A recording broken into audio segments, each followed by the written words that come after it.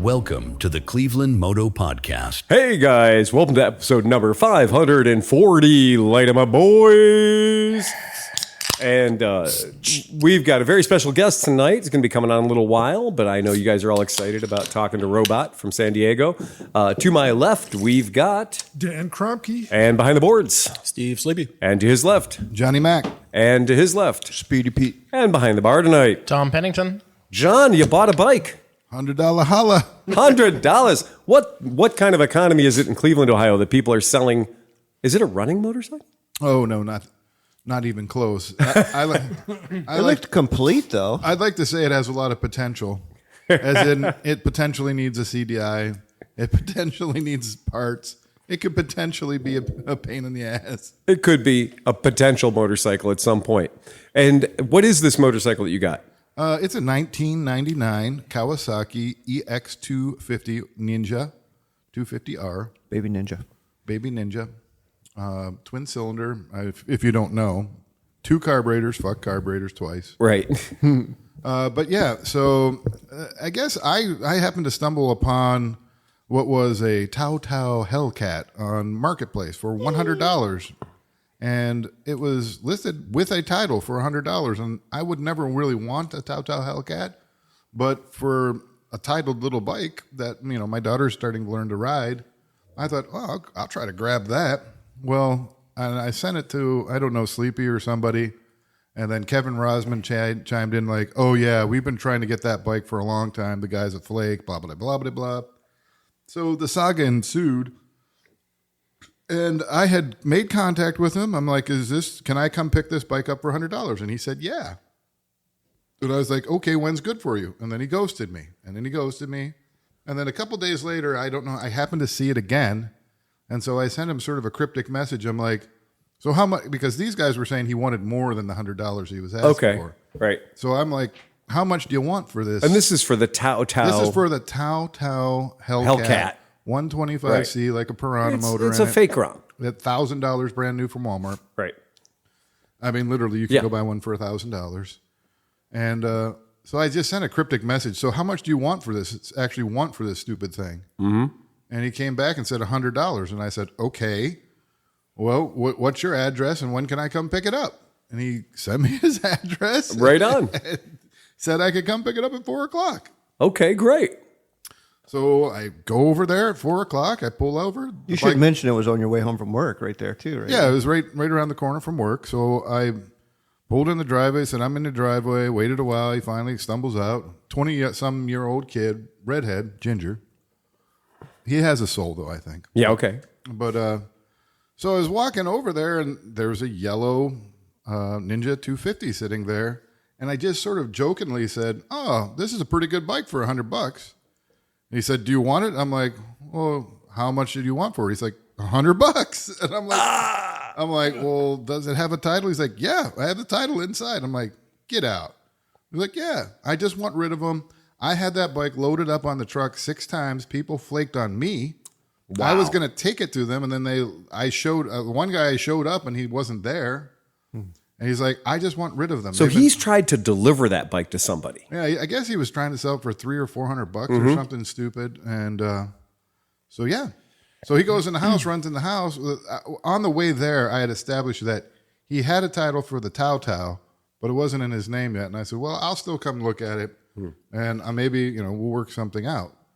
So that paid off because I got this bike instead. Yeah, which is 2 times as many cylinders. Yeah. 2 times as many CCs. Yeah. Wow. And 2 times as many carburetors. He goes out. So I'm waiting. He brings the title out. I'm like, this is going to be fucked up somehow. I look at the title. It's his name. It's his address. I'm sitting at his house, his address. Right. I look at the VIN. I check the VIN on the bike. I'm like, this is actually the VIN for the bike. I'm like, I'll give him $100. I'm like, yeah, here's $100. Take it. Yeah.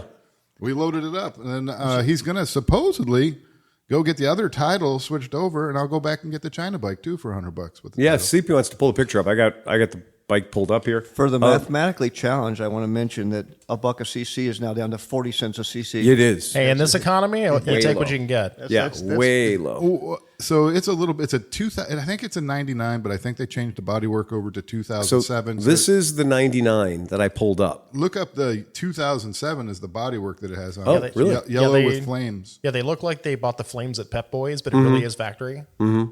Yeah, but it's essentially the same bike. They made that bike didn't change from 88 to 2007. It's the KLR 650 of sport bikes. And it's what Kawasaki does best. There you go. Oh, that's But fantastic. they didn't really need to change it. But I've gone through it. I think it was previously stolen, bought from an auction. Then this kid ended up with it. Didn't know that he thought the transmission was fucked at first. Well, he thinks the guy he got it from thought the transmission was fucked because it has the Kawasaki thing, where you can't shift it into second unless it's running.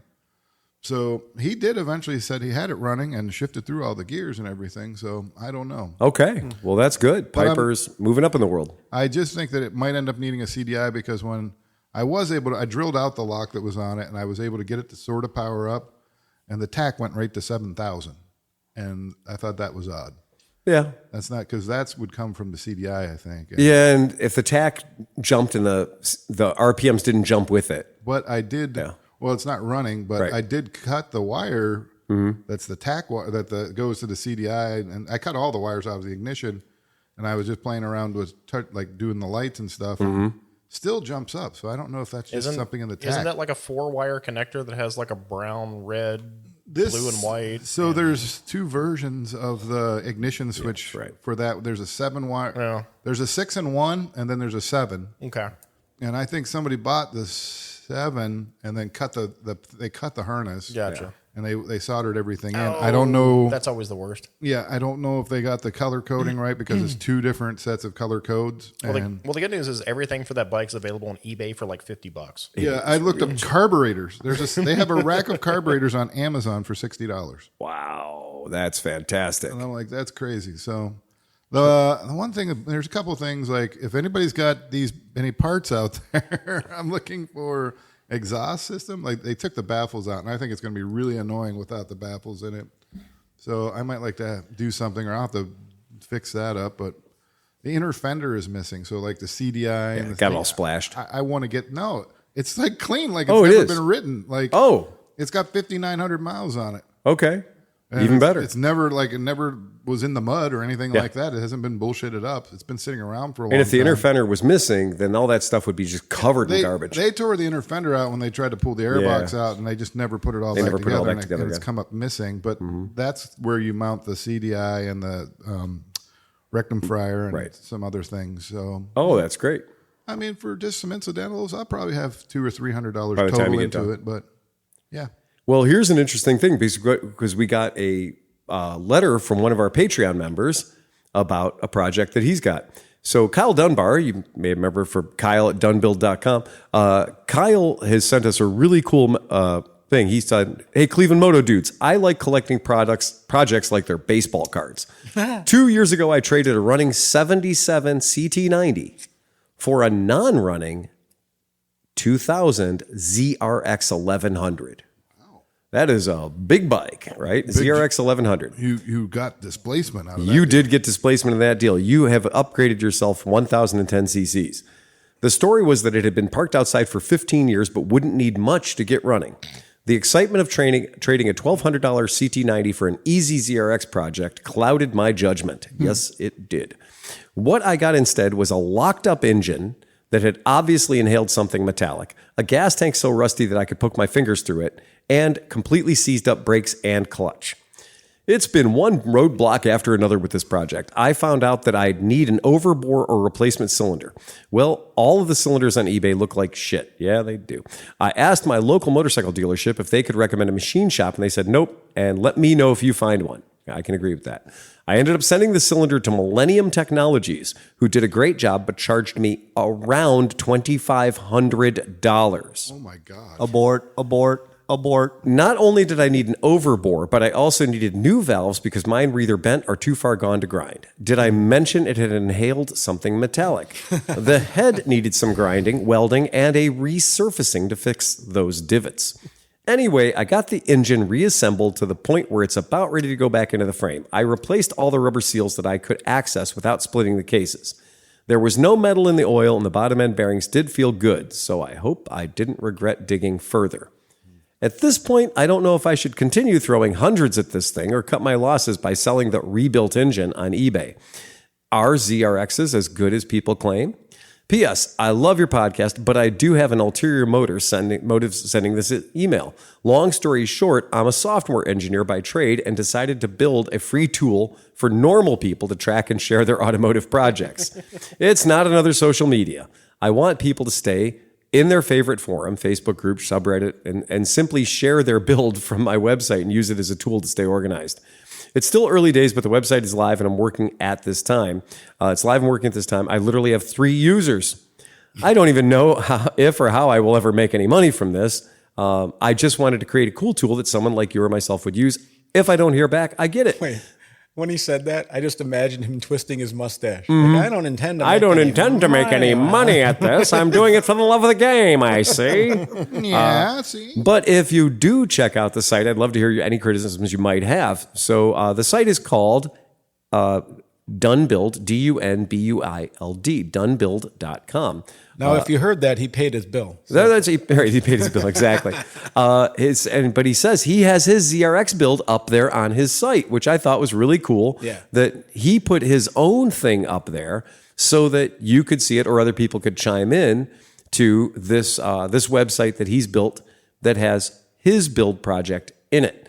So I've clicked on the link and it is actively trying to do something. It is. No, here it goes. We're here. Yeah, we're physically on site. It's the ADD. And I now have AIDS. Yeah, that's it. All right, so here's his bike. So this is the 2000 Kawasaki ZRX 1100, aka ZRX by D-Bar. So D-Bar's got his bike up there, and there it is strapped to the back of the trailer, clearly at the power washing bay, clearly at the you wash it. 2 best days of owning the bike. This is one of them. It sure is, and it looks like it looks like it's got somebody spent a little extra money on the saddle on that thing, right? It's the black and gray livery, and there's another picture of it on the at home on the red Harbor Freight lift with no fucking motor in it at all. So I feel bad because the guy's got $2,500 into this engine rebuild, and he's still very far away from a running motorcycle. He's got $3,000 into a $500 bike. But is he? Well, here's the trick. He's also missing a CT90. He's missing a CT90 he spent $1,200 on. So he has a little more room in the garage, I guess. I mean, if the motor's put together, stick it in the bike and go. Yeah, well, and this then is he just it. needs a $500 gas And he has a tank. well-organized garage, and he's got some very expensive skis and snowboards hanging in the background. So that's, He's ahead of the game for 27 years of my life. Because he has a lift. I never had a lift. That's true. I had a He's got 2x4. I put the bike, so I got 2 inches of lift on it. brand new looking Harbor Freight lift in there. And his chemicals appear to be organized on the wall, and he's got the holder to hold all the Ryobi tools. So he's a man who knows organization, let's say it that way. So that's a good sign. I just got my lift back into play when I was doing my build project on the Buddy 125, and it's like, where have you been all my life? What have I been doing? I had one bike sitting on it, and I was working on other bikes, and never, it just got sandbagged on the lift, and I'm like, fuck yeah, bring bikes in here, throw them on the lift, jack them up, work on them. And he said $2,500 at Millennium Technologies, and it does show that he did have a Wiseco piston kit, which he did put the part number down there for too. I like this build sheet thing. I love this. And then it also says that November 23rd of last year, he did an oil change on it at 57,000 miles. So it does look like he's got. It looks like he's going to have an oil change due at 57,000 miles based on the math I see here. But here's my basic wrap up of this. Based on his email that he sent us, the biggest thing that I would be concerned about is he did all this top end, right? So he did all this top end work. He sent this out to have a lot of money spent doing the top end work. And it's a motorcycle that is arguably not necessarily worth $2,500 plus the 1200 CT90, because these ZRXs can be had kind of in running fettle for about $3,500. We tossed a 1200 blowing smoke for about 2,000 at Barber a couple years ago. Yeah. So this is a tough spot to be in. He is pot committed at this point. You've now hit sunk cost. You are. You are definitely at sunk cost. I But totally agree. If you're into those bikes, Oh, it's yeah. a great fucking platform. is a And like great- there's English dudes out there that have those things fucking fitted out and kitted and look like old school Street Fighters, man. Very cool. Really cool. Very, very cool bike. And so again, should he continue throwing hundreds at it? Well, I think what he should do is he should go to the trouble of hanging the motor. Let's get some fire in this thing and see what happens and see what's in your bottom end. And then sell it as quickly as possible. Okay, and because we talked about this already, keep in mind when you put the bike up on the lift or when you put the motor back in it, you are not going to be able to shift past second gear. We talked about this a lot. The Kawasaki transmission means that you can't shift past second gear or into second gear unless you've run through first already, right? So unless the engine's my KLR running, will. I don't know, but it depends on the bike. But if the motor's not running, you're not going to push this thing second, third, fourth, fifth gear. So just to be aware of that, don't think you have a bottom end problem instantly or a transmission problem instantly if it doesn't do that. Yay!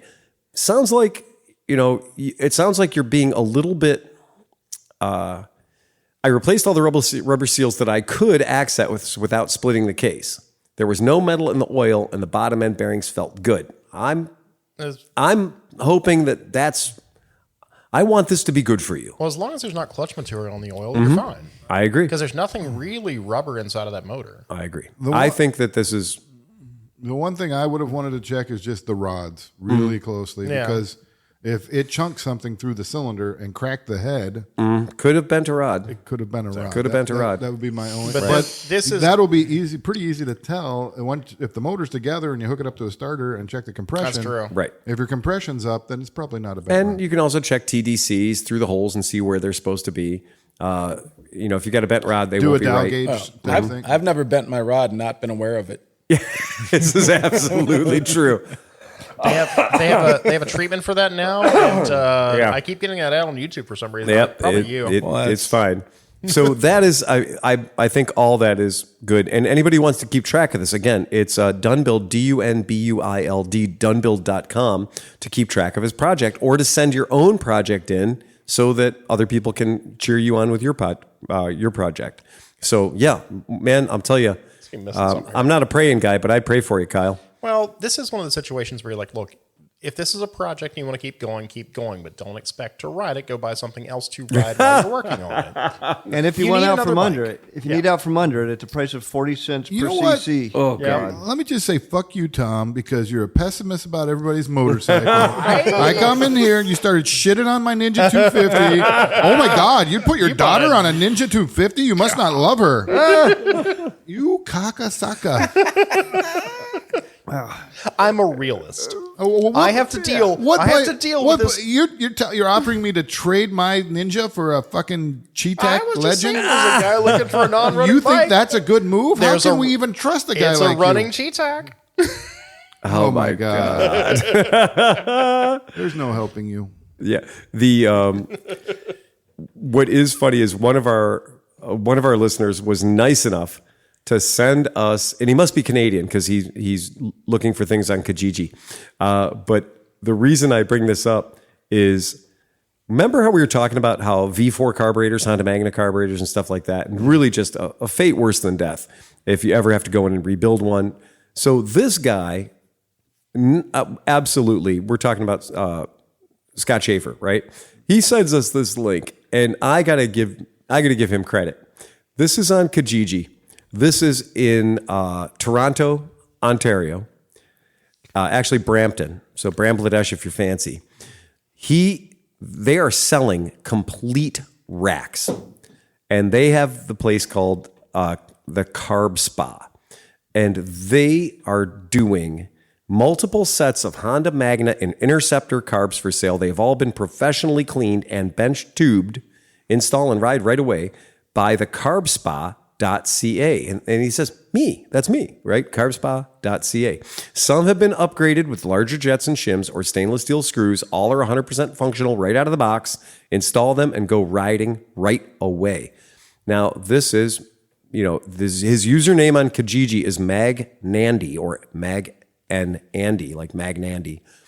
And apparently he's made a living for himself. Well, probably not made a living, but he's trying, and he's fighting the good fight, because this maniac is putting the time and effort together to bench build beautiful sets of V4 carbs. Well, that's the I biggest mean, reason. go ahead. You started talking first. I was going to say that's the biggest reason why a Magna ever sits is because Yes. nobody wants to rebuild the carb. Including And that's essentially what I'm saying. And at the end of the day, though, if you do it and do it successfully, you do end up with a pretty powerful bike. If it's a V65, I mean, hey, not. I have in my garage right now a 1987 V42.5 Magna, a 700, right? So I have a 87 Magna 700 sitting in my garage that was put up because I hit a curb with it and the wheels were chipped. Like the wheels were fucked. They were just broken.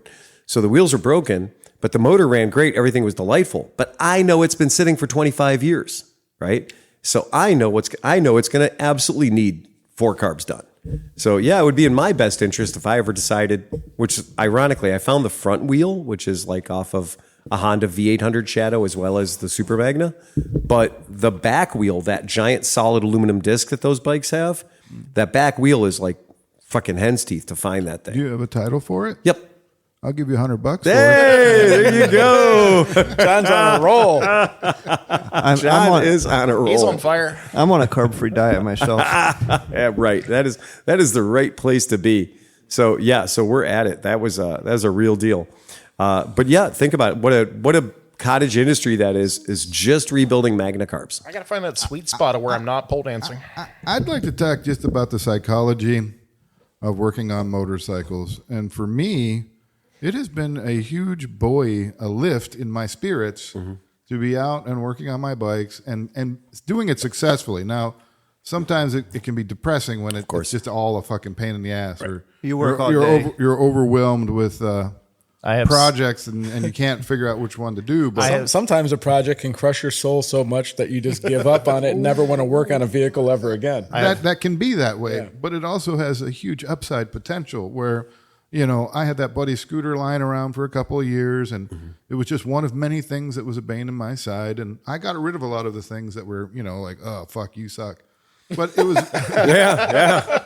but I did manage to just you know what, I'm going to drag that here. I'm going to throw it on the lift. I'm going to take it apart and, talk to you, got a really good deal on a top end kit, slapped it on it, got it running and it's running like a perfect. And it you can't believe how happy. Yeah. Oh, believe me, I got it. Trust me, it's always to have great when taken they a run. free buddy and thrown a couple $100 at Right. it, and now I've got a perfect running little bike. And Oh, God. I'm excited.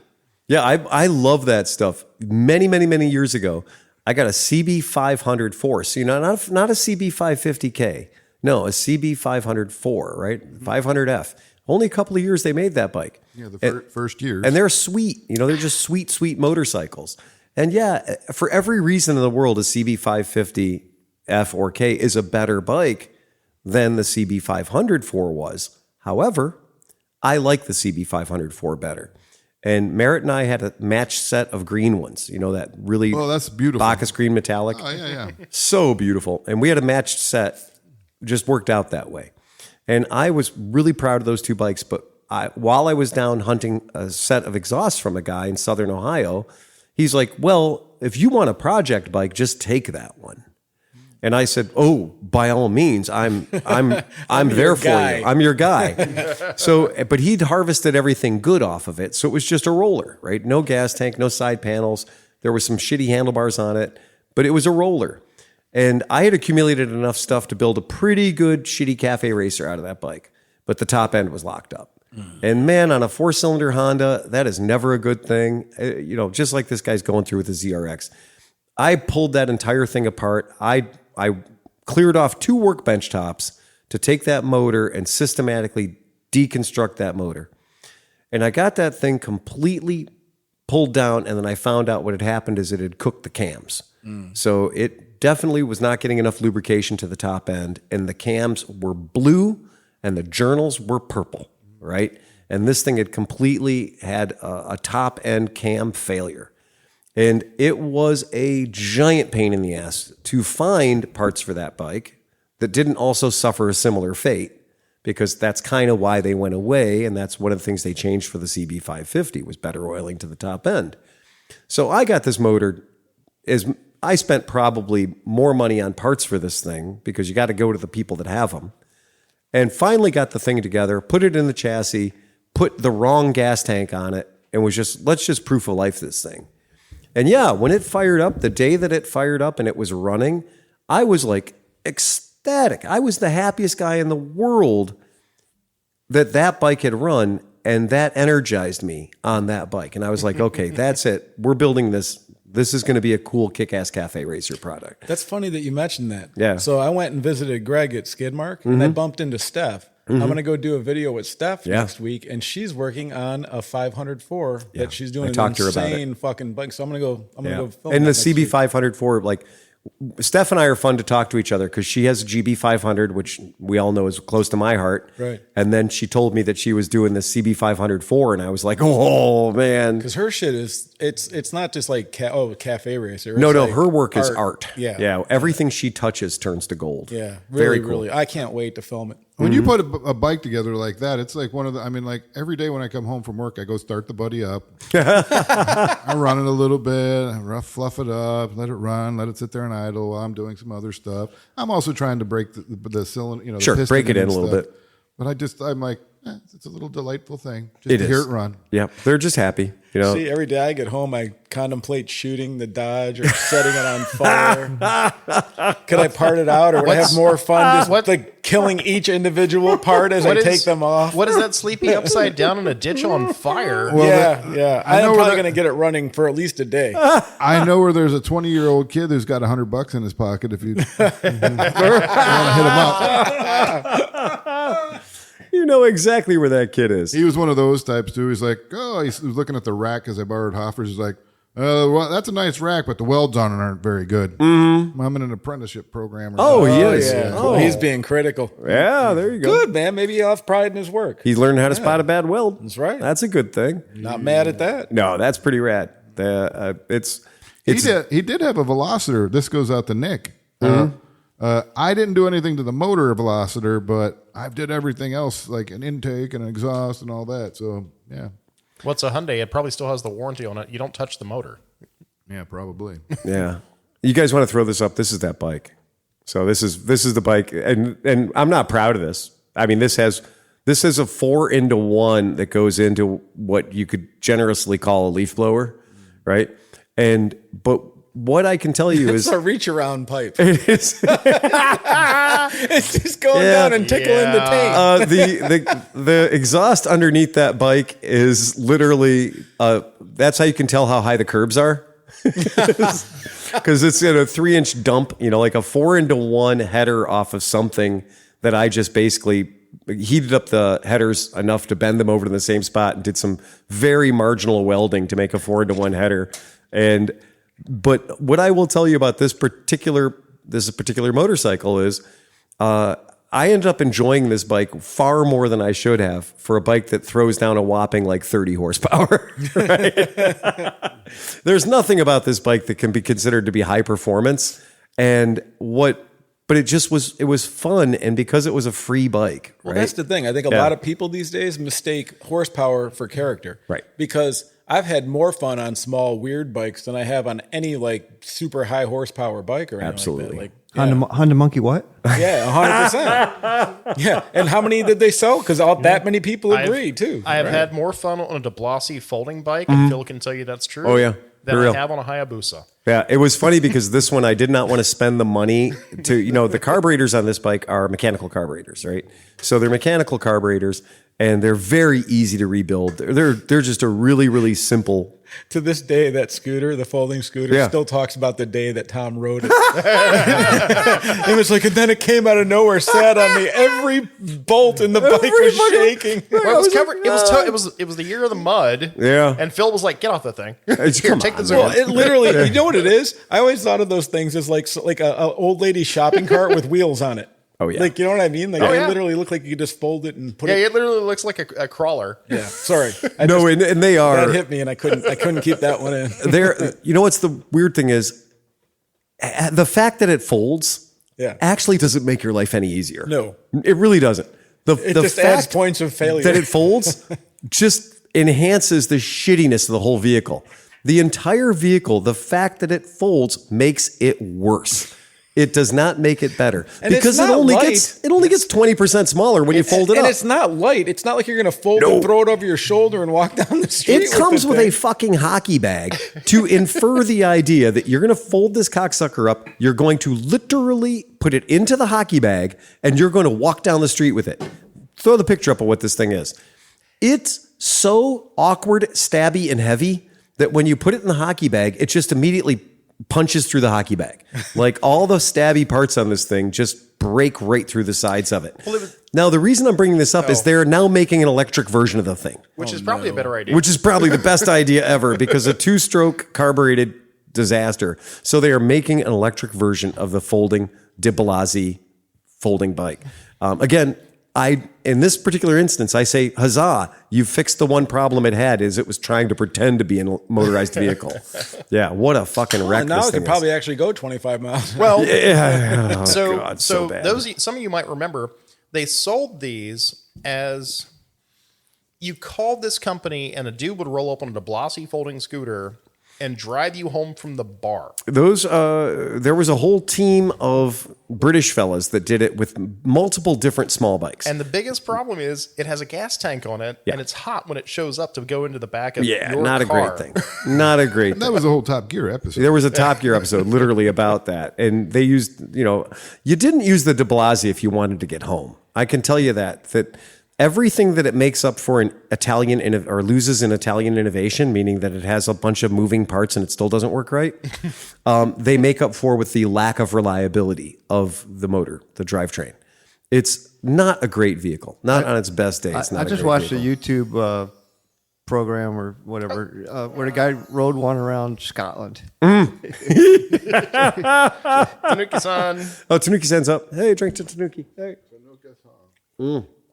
He rode one around Scotland? A de Blasi? Yep. Holy shit. And he was regretting it. Well, he had to be regretting it when he left. Yeah.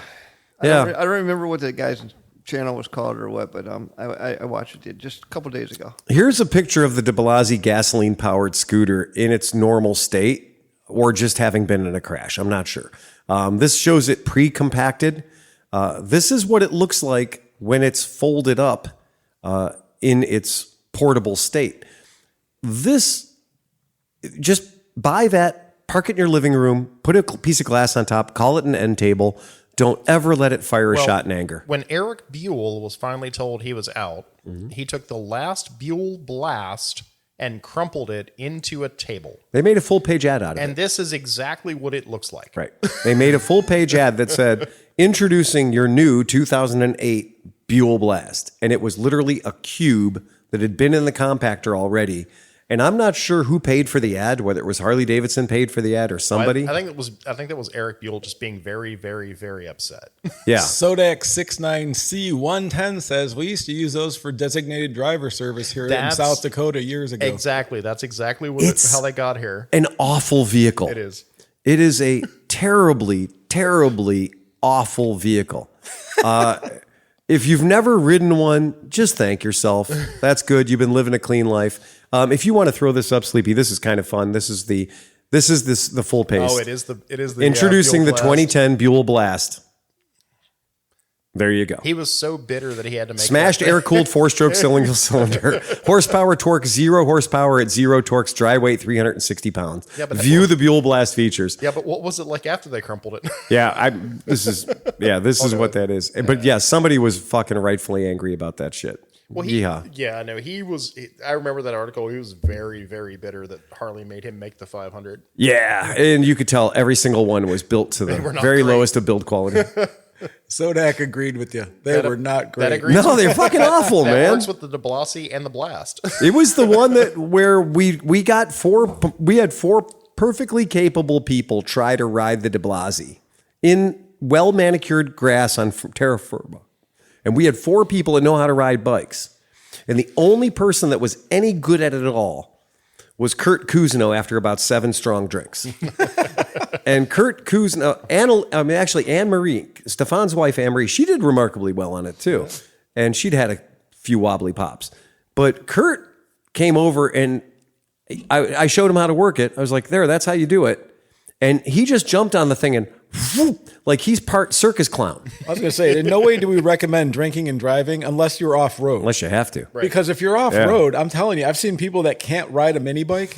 And after 5 beers, they are fucking rolling on the thing. And I'm like, hell yeah. Oh, they become Valentino Rossi, and they don't even know why. Yeah. You remember the In Simpsons flip flops. the Simpsons episode where he goes to clown college? Yeah. Yeah, I look like Homer Simpson. Oh, riding. God. It was just ridiculous. Tom had no business being anywhere near that bike. How long did it take to remove the seat?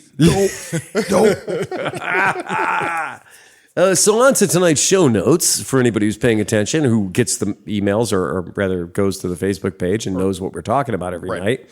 The first thing we're going to talk about is, yes, Royal Enfield's the Flying Flea that we talked about several times in the podcast as being a prototype concept, what have you. It's going to be launched in a regular and a scrambler variety. So you can get it scrambler-fied and you can get it not scrambler-fied. With electric bikes, we always have to take the specs with a bit of a grain of salt. And the reason for that is everybody thinks, okay, it's an electric bike, so we have to say that it goes 100 miles on a charge, and we have to say that it goes at least 60 miles an hour, right? And I think they've done a good job here. The bike is handsome. I mean, the Scrambler version is very cute. I bet you Steve Hoffert would not like the Scrambler version. He would like the non-Scrambler version. You got it over there? The base one. I'm sure I can find a picture of it real quick. But the reason I'm laughing is because when I look at how much battery they're giving it, and when I look at how much range they're claiming, that those numbers just don't work well together. They're extremely dubious. And so I'm curious only that I think that they can't live up to that. There's the Frying Free. There's the Frying Free in its street livery, which we're like because the front end is so interesting, right? The front end's cool looking. It's pretty neat. I think Robot's here. Oh, is Robot here? Yeah, we're gonna cool. spin it out. Let me see if we got Get him, see if we can get him in. Oh, we do. We got him. We got a robot. Hold on. We have. And audio? We can hear you, Robot. There he is. Look at that guy. Hey, I know that guy. So today's, I don't know. Tonight is a very special guest. We got Jeff Corsaro, aka Robot, from San Diego. And what some of you might know is I just spent a lovely, long weekend down in Cancun. And while I was down there, the Jalisco cartel decided to burn Guadalajara and Puerto Vallarta, which, by the way, those two things are not next to each other. If you're familiar with maps, Puerto Vallarta is on the west coast, and Guadalajara is kind of an hour or so inland from there, hour and a half inland from there. But the fallout was pretty big. And Jeff is the person that introduced me to riding motorcycles in Mexico. So, Jeff, when was the first time you rode a motorcycle in Mexico? Probably 2000.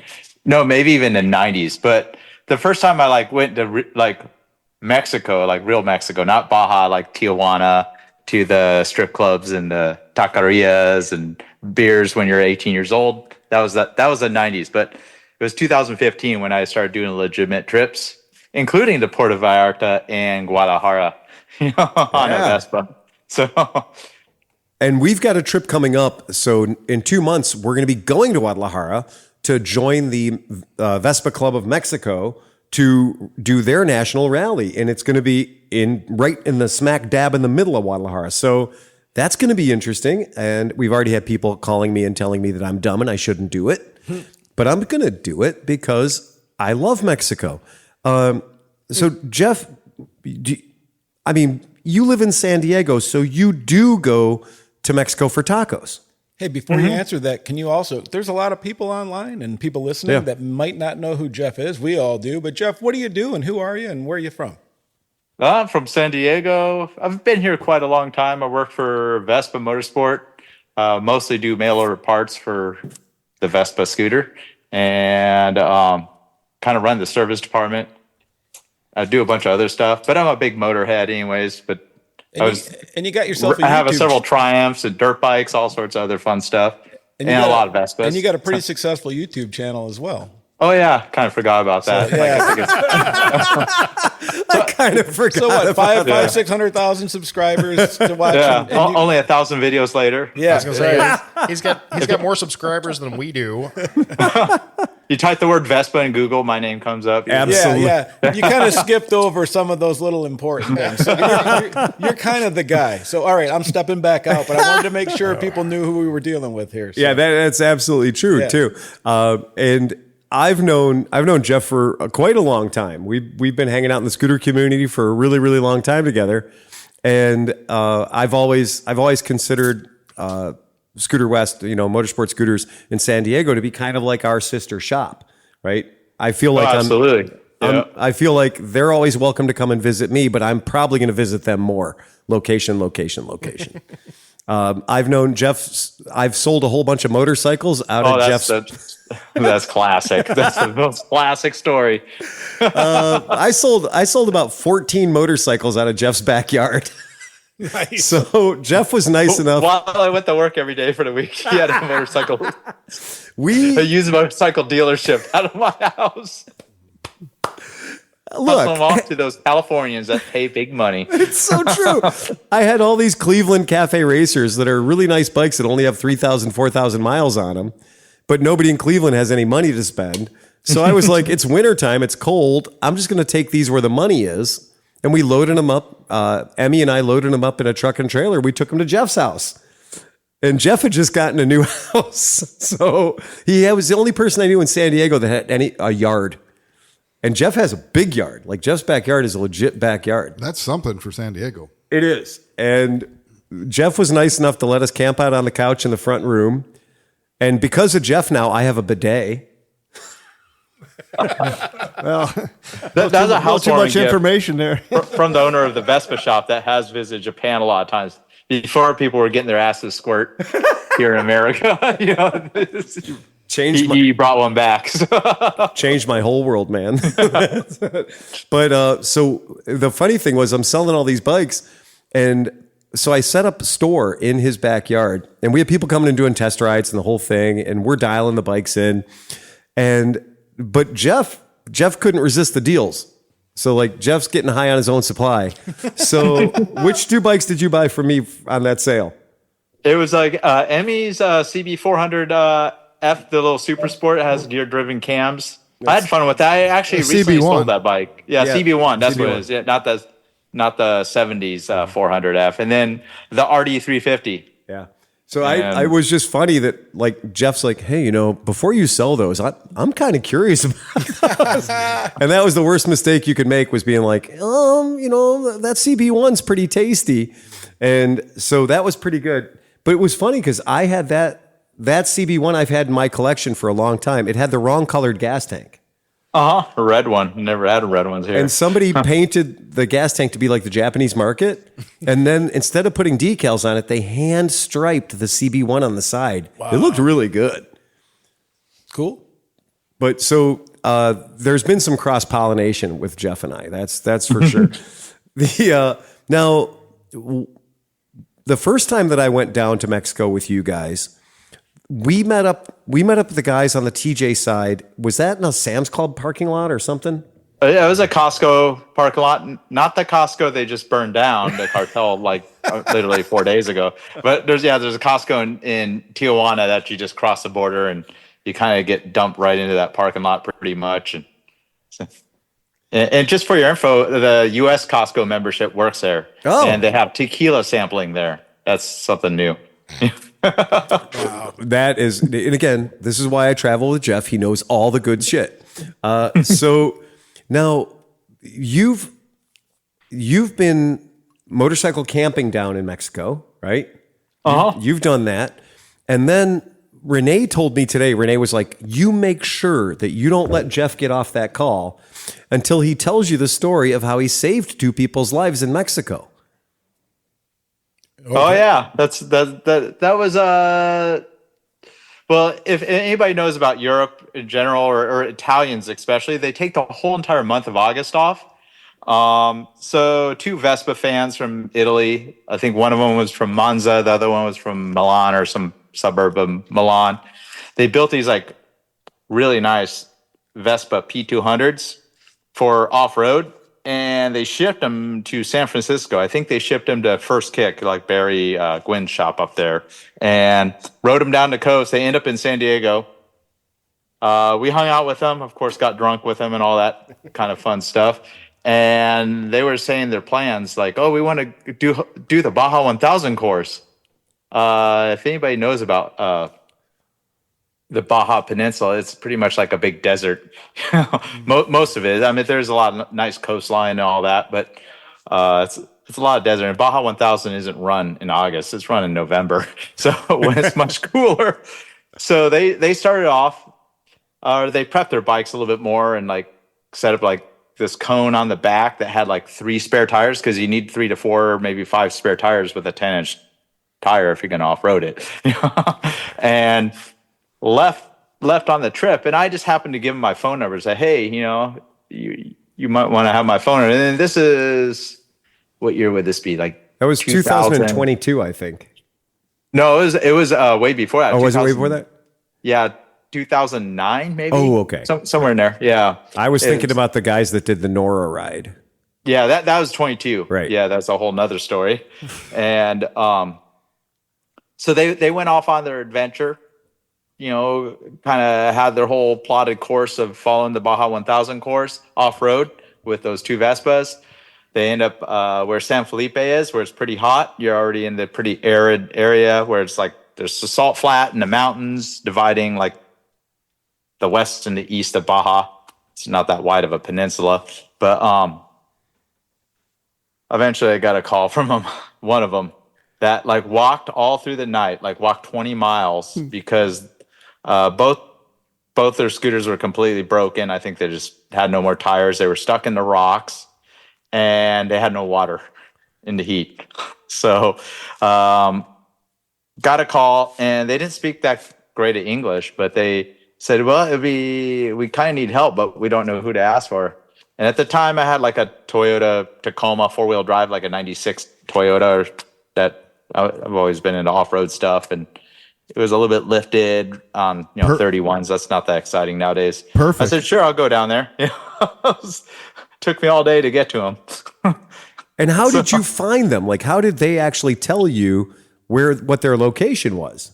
Well, the one guy walked through the night, and he ended up in this little town called Valle de Trinidad, and it's like on it's the closest road, and it's like quite a country road that goes in between San Felipe and Ensenada. So they weren't too far south, fortunately. And oops, lost my light. But they kind of gave me whatever convenience store stop that they, like little Oxxo, which is like the equivalent of 7-Eleven down in Mexico, all of Mexico. And the one guy was there waiting, but he hasn't seen his friend for like, by the time I showed up, 24 hours. Whoa. So he left his other friend out there, with no water, which is a bad situation. So I just off-roaded with him. I remember we cut a fence to go through some rancher's property, and I don't speak that good of Spanish. I'm like, this is great. I'm like trespassing in a foreign country in my truck, to get to, and I knew how to navigate. I had a Baja Almanac and a GPS. I kind of from other off-road adventures in Mexico, and got to the other guy, and he's like laid out, exhausted, completely dehydrated. He was eating like the purple cactus and vomiting all around the area. Oh, no. The poor guy. I mean, he's like, was he happy at least though? Was he like, yeah, what's up, dude? Oh, he was happy that somebody came, and he was they were like so distraught when I showed up. They're like, let's just leave the scooters and let's go back home. I said, no, let's just sit here and think about it. I said, if we leave the scooters, they'll never, somebody's going to come across them. You'll never get them back. So we threw them in the truck.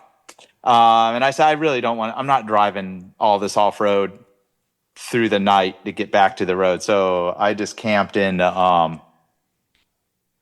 my truck, and we brought water and all that stuff. And then in the morning, we headed back to Ensenada, and the one guy kind of recovered from his dehydration, and we stopped in Ensenada. I was like, what are we doing? Are we going back to US? Or they're like, no, we want to still do our trip. They kind of like recovered enough. I said, well, how about you just stay on the paved roads? Yeah. So I dropped them off at a hotel, and somehow got them tires, like 2 more tires, and helped them fix the bike and all that stuff in Mexico. And then I went back across and back to work, 48 hours later or whatever it was. But I mean, so they're not, if you draw a line between San Felipe and, you're looking, in that part of the world, if you're looking down like, El Bufador or somewhere, that's, the Baja is only probably 130 miles wide there. Right. So it's not that far. But even though it's not that far, it's your ass, Yeah, it's your ass, and it's a rugged terrain. Yeah, and there's not that many roads in Baja. There's like the Transpeninsular that goes up and down, and only a couple of roads that go side to side. Yeah, especially ones that are paved. Were you impressed with how far they actually made it though on the scooters? I think they didn't make as much progress as I thought. I'm happy they didn't go further south because I might have said I can't. I don't know if I could handle like driving 700 miles to go get to them. I could, whatever. I drove 250 miles. I don't remember. Yeah, exactly so they were a lot further south than like San Felipe or anything. Yeah, well, they were in a real rugged area. Yeah. I mean, it would be easier to drive to San Felipe because you can drive a regular road, and I have ridden Vespas and my motorcycles down there and, that sort of stuff. Bahia de Los Angeles, which is a little further south, a little fishing village. But yeah, I mean, when you're talking about, last year we went down to La Paz and how cool that was, and how it's a different experience in La Paz than it is in Ensenada or in, you're looking at Cabo, that's all touristed up. Actually, between Ensenada's a relatively big city for the peninsula. I think it's the biggest city on the peninsula. And then La Paz is like being in Cancun or something. It's fully developed as a resort town. It is. But everything in between there is nothing. Villages. Yeah. A few little villages. I mean, there's a few missions. Real small little towns. I mean, there's, if you're wondering what Costco's, I know all the Costco's that are in Baja. There's one in Tijuana, there's one in Mexicali, there's one in Cabo, and there's one in La Paz. So that's how many big cities are in the Baja Peninsula. That's two at the top and two at the bottom. And Right. nothing in between. Nothing in between. Nothing in between. So. And so you think, because Pete's been down there and Pete's run the border. So Pete, you ran the border across Texas, right? No, we went in. We came down from Vegas. We You shipped came the down bikes from to Vegas, Vegas, and then right. we went into Mexicali. Yeah. And then we went over to Ensenada. So we were like crisscrossing our way back and forth from coast to coast, over the mountains and through the deserts, and then Just using as much of the Baja as you can. yeah, exactly, Absolutely. And there's some high elevation mountain ranges in the middle of it. I mean, they get snow down there. And that's kind of what I was going to talk to you guys about. I because never would have guessed that there was snow in Mexico, but I guess if they have the altitude, Well, that's where they make it, dude. no, that's for the south. That's All Colombia. right. Sorry. Yeah, they have a really high peak in Baja, like the Picacho del Diablo, like the Devil's Peak. Yeah, Devil's Peak, I think it's like it is like 10,000 feet or something like that. Absolutely. Yeah. So, But then there's also like huge, like just sand washes, and there's huge salt pans, and coastal areas and rocky areas. It is really just a spectacular like terrain. I think that's what, when we talk about traveling in Mexico, and it's funny because so much of the motorcycle people always gravitate towards Baja California, right? We all do. It's great. What's not to love? If you're a surfer or a motorcycle guy, everything you'll want, Baja can deliver. Right? It's just and it's easy for an American to travel there. Mexico, like mainland Mexico, is much more difficult. You need special permits and that sort of stuff. The ride around Guadalajara, Mexico City, foreign plates, and so that. And you could use U.S. dollars a lot of places in Baja still. The food is spectacular. Yeah, food's pretty excellent. If you like seafood. That was like the whole trip, 4 days in Cancun. I did not eat anything that wasn't seafood, and I didn't drink anything that wasn't tequila. So where are we going to the Baja 1000? I'm a fan of going back to Cabo. So I think that sounds like bad timing going when the Baja 1000. Well, I think that, so, on a couple of trips that I was with Jeff, San Felipe is absolutely ground zero, right? And we're traveling along on, I think the one group, we probably had 20 scooters, and we're ripping through, and some group of pre-runners, some group of trophy trucks decided they need to cross over the road that we were on. And they crossed over the road that we were on with these 500 plus horsepower vehicles, like that road wasn't even there. And I think they just got, we were parallel to their course of action on the dirt, but at some point they just decided it was time to cross. And when they did, I about shit a golden brick. One, I'm not on my bike. I'm on a borrowed bike, which, our friends are always very generous giving us bikes to ride. But when you see a trophy truck clear a 2-lane asphalt like it's not there, it's pretty spectacular. What was that? What was going on then? Do you have any idea, Jeff, what was happening? When there's a lot of smaller races too. There's Baja 250, Baja 500 is the whole Nora series, which is more of a they are still point to point, but you can have teams like the Score Baja 1000. It's going to be one driver the whole course. The whole around 1,000-mile course. They change up the course quite a bit, but there's a couple different series that they run down there. There's just a lot of a lot of people, Mexican Americans and even Americans that go down there and bring their side-by-sides and other badass off-road toys down there. So Jeff, Renee just chimed in on the chat. Renee says, "Hey, Jeff." Hey. So that Renee is absolutely one of Jeff's biggest fans. So and there's definitely a thing at our shop where if you work in a motorcycle shop, if you work in a scooter shop for any period of time whatsoever, the first time a customer comes in and says, "Well, according to Robot, I need to do this to my bike." And we should have a bell that rings at the shop. Renee should have a bell. She rings every time some dude comes in and goes, "Well, according to Robot." Then we just ding, just give it the little chime of the bell. So you got the good information. Yeah, right. So you're getting the good stuff. You got the good information. And we do have the pins that say like YouTube certified Vespa mechanic. Yeah. And that's all because of this guy, right? Yeah. And it is. He is our owner's manual for a lot of our customers out in the field, for sure. So when you're planning for a trip and you're going to be going into Mexico, and this is for Pete too, what are the critical items? Because obviously you can survive Mexico. It's not dangerous. You're more likely to dehydrate than you are to get shot.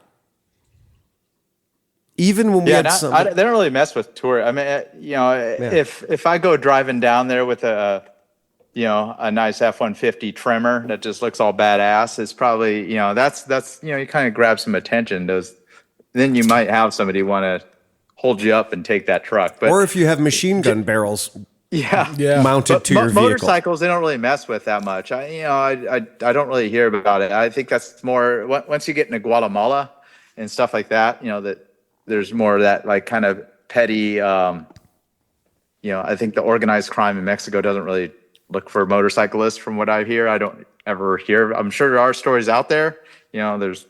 I think there's some surfers that got murdered. Yeah, that's what I was going to say. Yeah, that's the most recent one. That was pretty big news, and that was, I don't know, a couple of years ago. But there's not much that happens with the motorcyclists from what I hear. Also, getting injured down there is not a good thing. I can tell you that because I did crash a KTM 525 years ago, and I knocked myself. I didn't even know I owned a house. Unfortunately, I was with friends and didn't break any bones. That's all. It kind of like woke me up. Like maybe I shouldn't be on the beach riding as fast as this motorcycle can go with my buddies that are, that do actually have raced the Baja 500 and stuff like that. Did you go to the hospital? Did you go to Red Cross?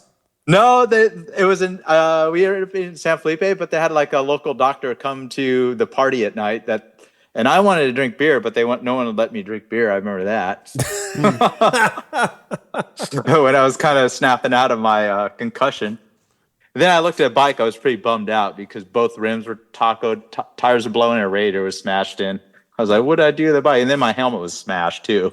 Like the fiberglass was broken. I'm like, oh yeah, then no wonder why. Yeah, it's a pretty good crash, right. Jeff. Yeah. Yeah. We got to watch a guy eat shit on gravel on a tuned bike, and that guy that was in the Pharaohs from he was kind of, his mouth was writing some checks his body couldn't cash, and then he decided he was going to go out and do some drag racing on the gravel.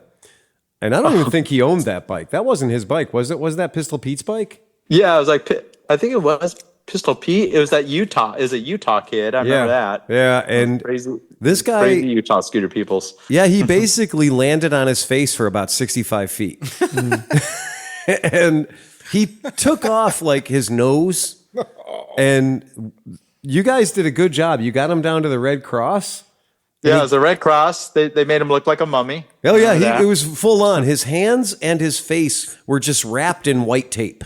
Was his nose ground down? His nose was flat. Oh. Yeah, it was a bad scene. But I think that settled him down a little bit. Yeah, that'll take the wind out of your sails. Make you breathe better. Yeah, it was something though. But I thought he got very nice medical care down in Mexico. I can't tell you he would have gotten put back together and got back to the party as quick as he did in the United States. Did they scrub the wounds with tequila? I don't know. I do recall it wasn't that expensive. Everything medical in the United States, if you pay out pockets, like you might as well just empty a savings account. But down there, a few $100 probably is all you had to pay for a couple hours of getting mummified or whatever it was. And he came out with great tits. Got a huge upgrade. That was free on Tuesday. Right. Buy one, get one free. How they do. So now, because this is obviously, we're talking about this because it's in the news, because the cartels, they got hit and then they went ape shit and burned a bunch of stuff, right?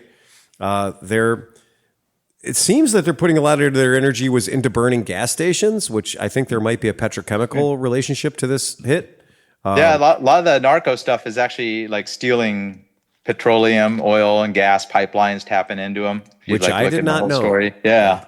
Yeah, that's news to me. That was when I learned that recently. I was very surprised. I was like, why the hell are they burning down really perfectly good gas stations? And so there's a little bit of resentment there, I guess. So do you feel like, for you, a guy that lives right on the, you live so close to Mexico, is this going to change your outlook on traveling in Mexico? Not really. There's a little spark up, but it's, I would be probably terrified if I was in the Guadalajara airport and, you see all those people running around with the uncertainty, but fortunately I have people I know. The worst thing I got to do is stay longer. And they're huge cities. It's like and there's a lot of expats even in that, some of the towns of Guadalajara, like those are expatriate Americans, retired Americans that want to live in Mexico. And I don't know, it's like the media, reports every single thing, every car and gas station that was burning. But in many ways, there's lots of huge cities in Mexico that are, most of it's peace and quiet. And I feel for a lot of the people just trying to earn like an honest living and live down there that have like the narco kind of, terrorize them. And it is a little scary, like, knowing that they have almost as much power as the military that's down there. Sure. I mean, odds are there's probably a car and a gas station burning somewhere here in Cleveland as we speak. Statistically, yeah, I would say there's probably one burning right now. Yeah. Yeah. I could go into Tijuana, probably in some areas I could get screwed around with, and I just don't go in those areas. It's like, Yeah, we feel the same way about Detroit. Yeah. We feel the same way about New Orleans. Like, we know there's spots you don't go if you don't want to get screwed with. Right? I 100% guarantee that Gary, Indiana is more deadly than any place in Mexico. Well, there was a time when New Orleans ranked up there with Caracas as the most dangerous cities in America. And here's me driving through the Hoffman Triangle with the top down. Right. So now the question for both for Pete and for Jeff, the question would be, is there a part of Mexico that if there was a trip going there that you just like, nah, that's not a cool spot, I'm not going? You got to watch in Michoacan and Sinaloa. Mm-hmm. There's a lot of like mountain roads, and they do really, there's like even just smaller, it's not even the bigger like cartel stuff, but smaller they'll set up illegal checkpoints and shake you down. You know, and I hear that really does happen. And I don't know. As opposed to legitimate cartel checkpoints. Yeah. They went through my motorcycle bag and they were kind of like my tank bag, and they took a look through it and they were like, okay, cool. Haul ass. Get out of here. A lot of times they don't want the media coverage of like screwing with an American tourist. And that's what happened. That's what happened with those surfers Yeah. a couple years ago, where the surfers got ripped off by some low level thugs, and the cartel, the people that did it actually got delivered to the cartels because the cartels didn't want the. They don't want the heat. Yeah, the high level stuff they don't want to screw with tourists, but the low level petty thugs that's more of a danger, I think, for being on a motorcycle down Never there mess as a with the tourist. money. So. Yep. Itchy Boots on one of her trips, she was shaken down by some police officers, and she shot video. She had all the cameras running on her rig, and that went viral. And those two cops got extraordinarily fired. That shook her down because they don't want that heat. They don't want the pressure on them. So yeah, that's interesting. I was kind of thinking the same thing. I was like, Sinaloa seems the place where I just don't need to be. If somebody said they were taking the world's greatest motorcycle trip down there, I probably wouldn't go. But I can tell you, I'm not at all concerned about going to Guadalajara. I'm not, not concerned about that at all. Guadalajara is a really big city, and there's a whole tourist area with people from all sorts of nationalities. I mean, you could do double-decker buses. The driving down there is a little chaotic, like big cities. Even Mexico City's very similar to that. You're like, these are massive cities. Mm-hmm. Mexico City is one of the biggest cities in the world, and the nice thing about Guadalajara, there is like more touristy stuff to go to, like tequila. Yeah, got to go to tequila, man. They got a tequila, whole train.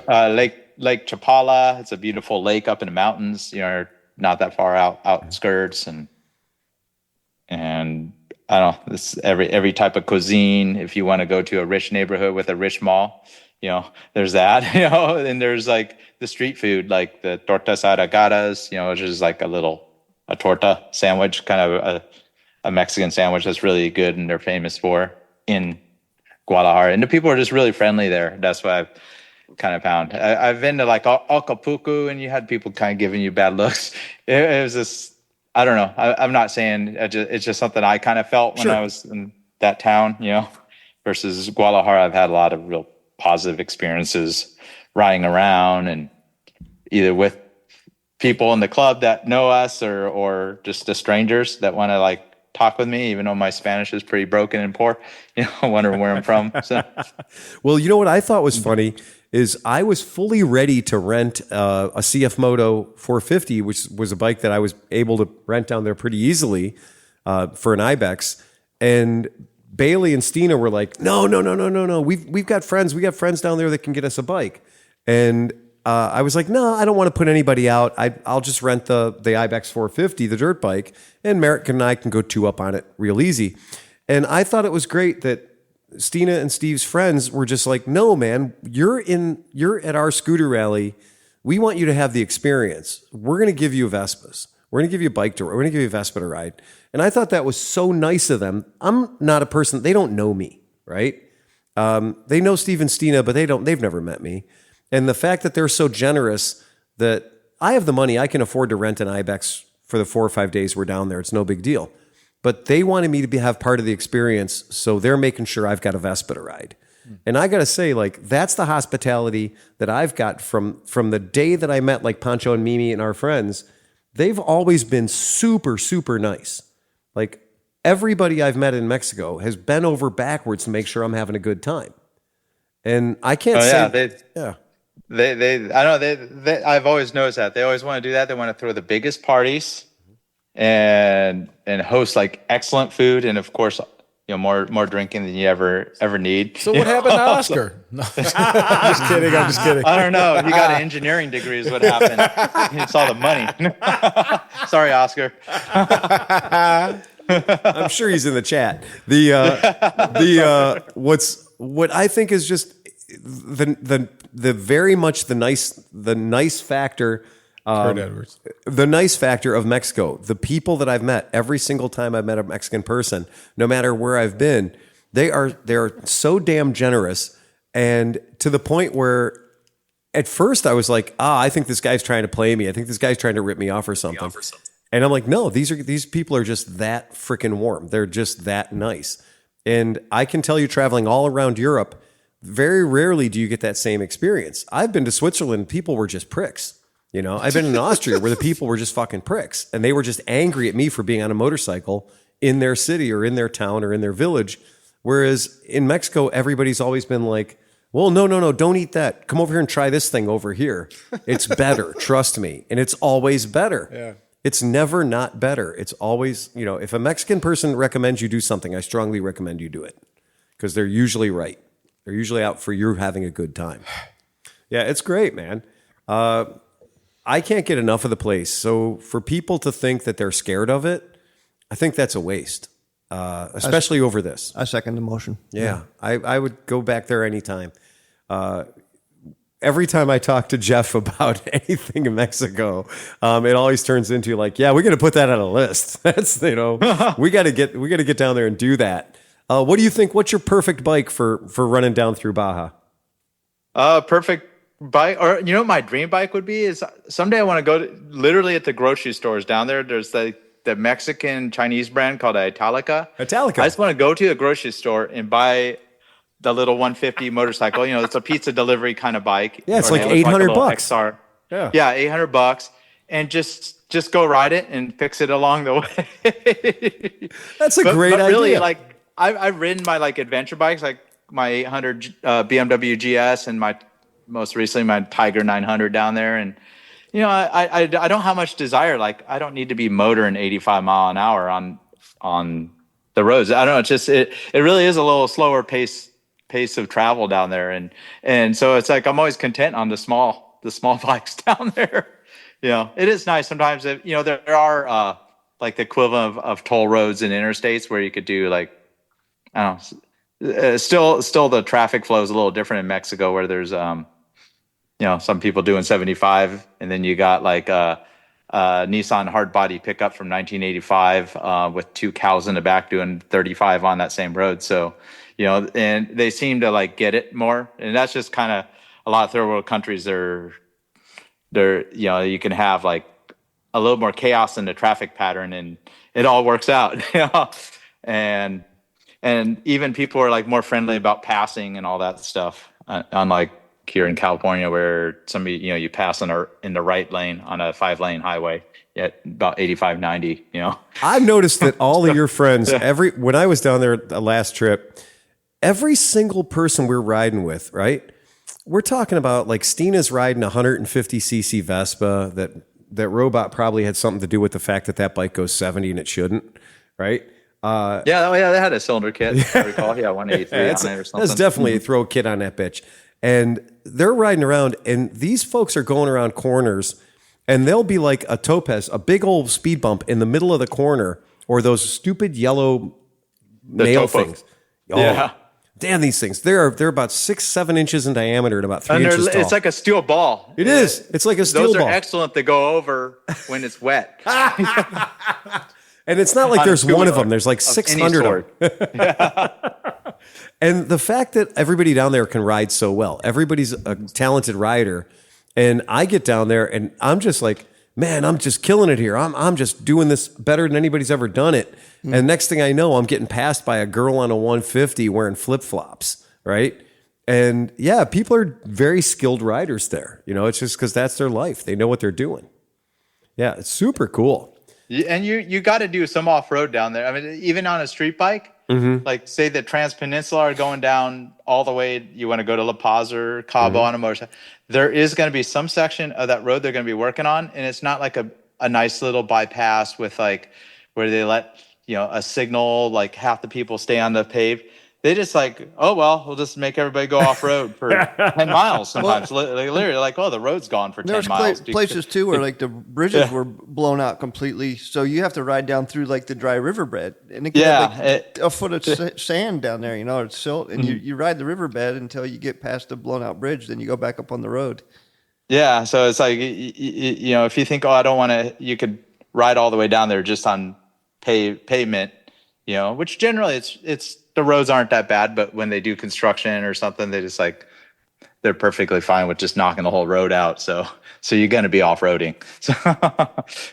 I love the idea of going down there and buying a motorcycle in the grocery store and riding it back.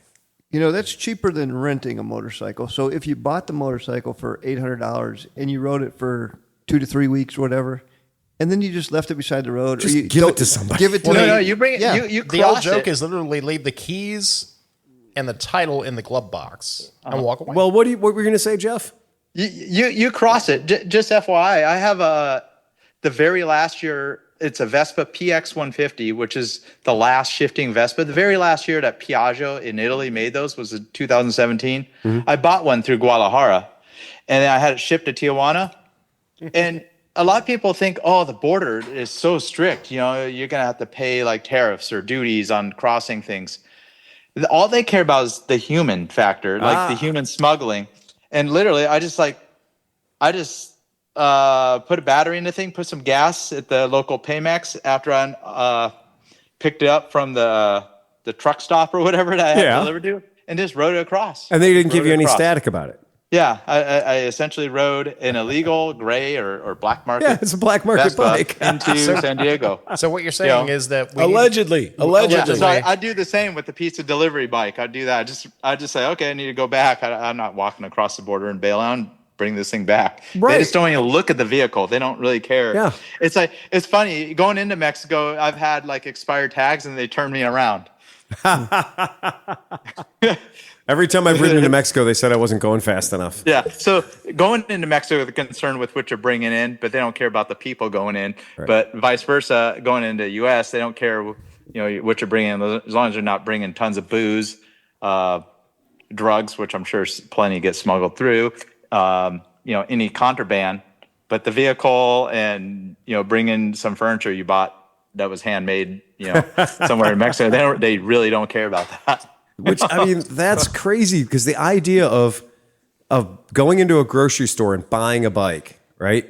And then just using that as your trip up. So I just, for the sake of it, I just went real quick online and to get the fanciest dirt bike that Italica sells that is under 200 cc's, that is going to set you back a whopping $1,600. So for $1,600, you're buying their pride of the fleet, the Doble Proposito, which I think just means 2 seats, right? The DM150, the Italica DM150. It's a pretty handsome motorcycle for being, under $1,600 for a $1,600 machine. That's kind of cool. And we know that you can buy a lot cheaper because last time when we were in La Paz, we went into a grocery store and they had a 125cc bike for $800. Yeah, there's like Vento, there's other ones. And the way Mexico works with, like in the United States, we just have imported Chinese motorcycles and scooters. Mm-hmm. In Mexico, a lot of the components, like maybe the whole engine was, it's like whatever, off the shelf engine. Mm-hmm. But those bikes are actually assembled in Mexico because that's how they, so it employs people, in Mexico, and that's how they avoid like the high tariffs or duties, of an imported vehicle into Mexico. Like a Vespa is really expensive in Mexico. Sure. Oh yeah. Because it's imported. And well, I think that idea of an adventure has got absolute legs underneath it because you get down there, pick up a 125cc bike and make the trip, fly in, ride out. Well, you remember on Roundway Long or Long, whatever it was, the cameraman had more fun on his little bike than he bought his little the big ones. AK-47 Russian bike, right? Yeah. Oh yeah, that's right. I always remember that. They're all like hating on those, on a giant GS. Yeah. Yeah, and that would be an absolute broken frames and ABS pumps were out or whatever. Mm-hmm. Yeah. Yeah, I'm actually down with that. Out of all those, the one that pisses me off the most is that last one that they did with the live wire. Yes. The Rivian truck was pretty cool. But, but I was like, I didn't like that one because they kind of like put a negative stance. Like, we're not going to ride through Mexico. It was so they were like, they bought a bus and they bought the bus and they armored the bus. Yeah, it's just so fake. Like they're driving through gunfire and shit. And meanwhile, I'm like, are you got to be kidding me, guys? Yeah. The time they took to armor out this bus, they would have been through the country already. Yeah. I mean, like Mexico's they were playing it off like Mexico was the most dangerous part of their trip. They rode through Los Angeles. Like, and it's not like he does it. Your bikes that you bought from him were not armored. Just saying. Oh man, I did discover there is a motorcycle that they do sell down there that it'd be impossible for Meckelfresh to not own one. You can throw the picture up real quick. This is the Meckelfresh transportation system. This is basically a Honda Trail 125, for all the damn cameras. but it is Right, I it is know. so beefed up. It's like The Motocicleta di Trabajo Italica AT135X Verde. it's like Pete's it's so Cub, nice. but like on steroids. Oh yeah, it's a chunky cub. Yeah. It's a cub with real wheel travel. I like what I can see of it. Yeah, that's pretty rad. I have looked at the XR XR 150L, the Honda XR, which they do sell in North America, and by the time it gets to US, it's like $1,500 more. But I've seen it in Mexico, and that bike I think sold in the United States is the one that's made in Mexico. Of Look course at it the is. look at the Yamaha WR125. But that Yeah, that bike one's that cool. you I just kinda wanna showed, check it Phil, out. I saw that on Liquid gold. Alibaba for $600.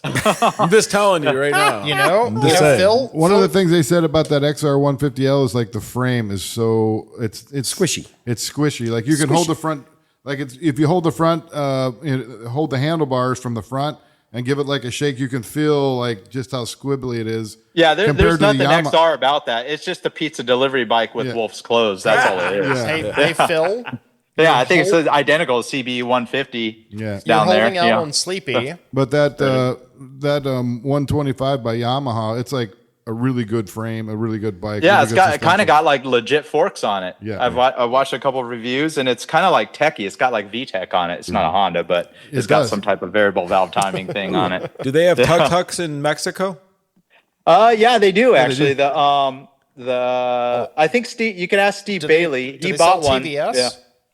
Yeah, I think it is the TVS ones, and yeah, and I've seen some of there's some other ones that are made in South America, that are pretty much like the Ape or the Porter or whatever. Yeah, my buddy Italian up in ones. Escondido has one. A white one. And is it a TVS brand? I don't remember what brand it was, actually. It seems to be. He brought it up from Mexico. It still has Mexican plates on it, and he has to take it back like once a year or something for like licensing requirements. Oh, so we can keep his plates? Yeah, he keeps it out with Mexican registration, but in San Diego. Oh. Or Escondido. Poncho has a PX 150 like that with a big Mexican plate on it, and then he got pissed at registering in Mexico because they said you're using it for commercial use because everybody that has a 150cc is delivering pizzas with it. And he says, no, I don't do that. Moto Smith from the chat says, I'd do some greasy back alley shit to get a Baja tuk-tuk up to Canada. Oh, really? Careful what you ask for. Yeah, no, that's I got a shaved ice machine in my hallway right now. Yeah, I know. That's got a Bajaj tuk-tuk strapped to it. It's a really nice shaved ice machine. Unfortunately, it's strapped to a Bajaj rickshaw. That's that thing in your... World's greatest shaved ice machine. that thing's Unfortunately, it's hooked to a See? Bajaj. Yeah. See, you're holding on Sleepy though. You didn't give him the T250X, The T250X. the Italica T250X. Oh, I might have. Okay. All right. Let me find out it. Since we're talking about doing the Baja. Right. I was trying to keep it pricey. I was trying to keep the price somewhat reasonable. No, that's the Morbidelli. Morbidelli. Yeah, that's the Morbidelli. So that's like, now we're getting into a bike that costs $4,000. Yeah. Yeah. Oh, it better have a gear Where change is it at? indicator on it. Yeah. So, usually they get a little higher and you're like, whoa, that 150's got like a little display. It tells you what Is gear it on? you're in. Is it up? Oh yeah, it's up right now. Yeah, the Morbidelli. That's the trick is, the Morbidelli is. It's basically the Moto Marini 250, right? Yeah. It's just one of those. Yeah, it's one of those bikes that it's what but you're talking about 59,000 pesos, right? So, but you can get on sale right now for 49,000 pesos. So, and right now we're taking a little beating. I'm very much at that 20. I like the 20-to-1 ratio. Well, when with pesos, when Felipe, That's about a pretty close number. Yeah. yeah, and right now it's about 15. when Senor Yeah, Aguas sometimes has to be told pay in pesos, not in dollars, it's bad. Yeah, that's true.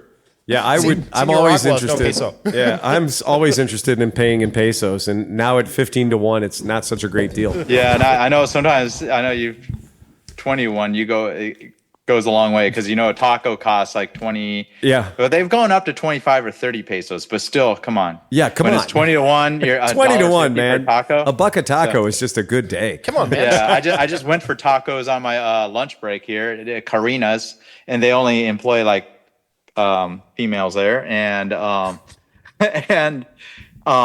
you can look up Karina's in San Diego. It's kind of like the Hooters. It's Hooters of tacos. I was going to say, the last time I paid a the buck a tacos taco, were they came with $6. gun Yeah. holes. So, $6 a taco. Bullet holes. $6 for tripa. They clean that up off the floor. Oh my God. Linga up to 7. Come on, Yeah, man. come on. That's fancy pants. Oh yeah, And definitely. I went to the to-go window, and the tip, like the tip thing, it started 18%. I'm like, no tip. I give you put $2 in the little jar cash. I was like, wow, they're asking for 18 to 25% tip for a takeout. Hey man, those chichis don't come for free, baby. Yeah. It's the American way. They've learned. So, Robot, when you're doing your videos, what's your favorite ones that you do? Is it the tech tips? What are the ones that you actually enjoy doing? I don't know when they go really smooth and they're like one take wonders, as I like to say. I don't know, when I'm really into something. Sometimes it could be like something stupid. Like I just rebuilt the Vespa ET4 fork, which is like a 22 or 20. It's a 25-year-old bike. Yeah, 30-year-old bike now because it came out in 1996. Yeah. And I rebuilt the fork and made it look all perfect. I just had fun doing that, like refurbishing that part. And then I did really videos that didn't get much traction that were over 10 years ago now, were the first Mexico series. We did videos of us riding around in Mexico. So if you go to the Vespa Motorsport YouTube channel and just type the word Mexico on the Vespa Motorsport YouTube search, you'll see like a 10-part series of us riding the Vespas around in Mexico, like all the way to Guadalajara, then Puebla. We were on the coast, going through till we took the ferry across, and I had a lot of fun making those videos. Like it was all done with like GoPros. I'm glad we accidentally found it because it wasn't relevant to this whole conversation. Yeah, they're really hard to find. And YouTube just buries that shit. Right. And what is kind YouTube of just wants to show the newest stuff. Right. That's awesome. What's really funny is one of their videos is they did this Pacifico, right? So they did these scooters. The Pacifico bikes. Yeah. And the Pacifico bikes are all painted exactly the same. They're all Vespa GTSs, right? They're all painted identically the same. And what my favorite, I guess, there's a lot of stuff to love, but one of my favorite things about them is when you see these three bikes together, you are looking for the mariachi band. Yeah. Like you are instantly, as soon as you see these three machines together, you're like, yeah, there's totally a mariachi band coming down the street at some point. But they're gorgeous. And like everything on them, the lettering, like the Piaggio lettering is all done in the Pacifico font and the format. Yeah. And the shame is, we can't show it on video because there's pictures of it's you and Bailey, and is it Dutra? Yeah. That are in the mariachi costumes. Oh yeah, there is the video. There is a YouTube video. Right. Like if you look in those Mexico, I don't know, you probably type the word Pacifico Vespa. We were just showing a piece of it. Come up. Yeah. Well, I strongly recommend, it's called Pacifico Themed Vespas Bound for Mexico. It is one of my favorite videos ever because Bailey is just on fire. He's on fuego.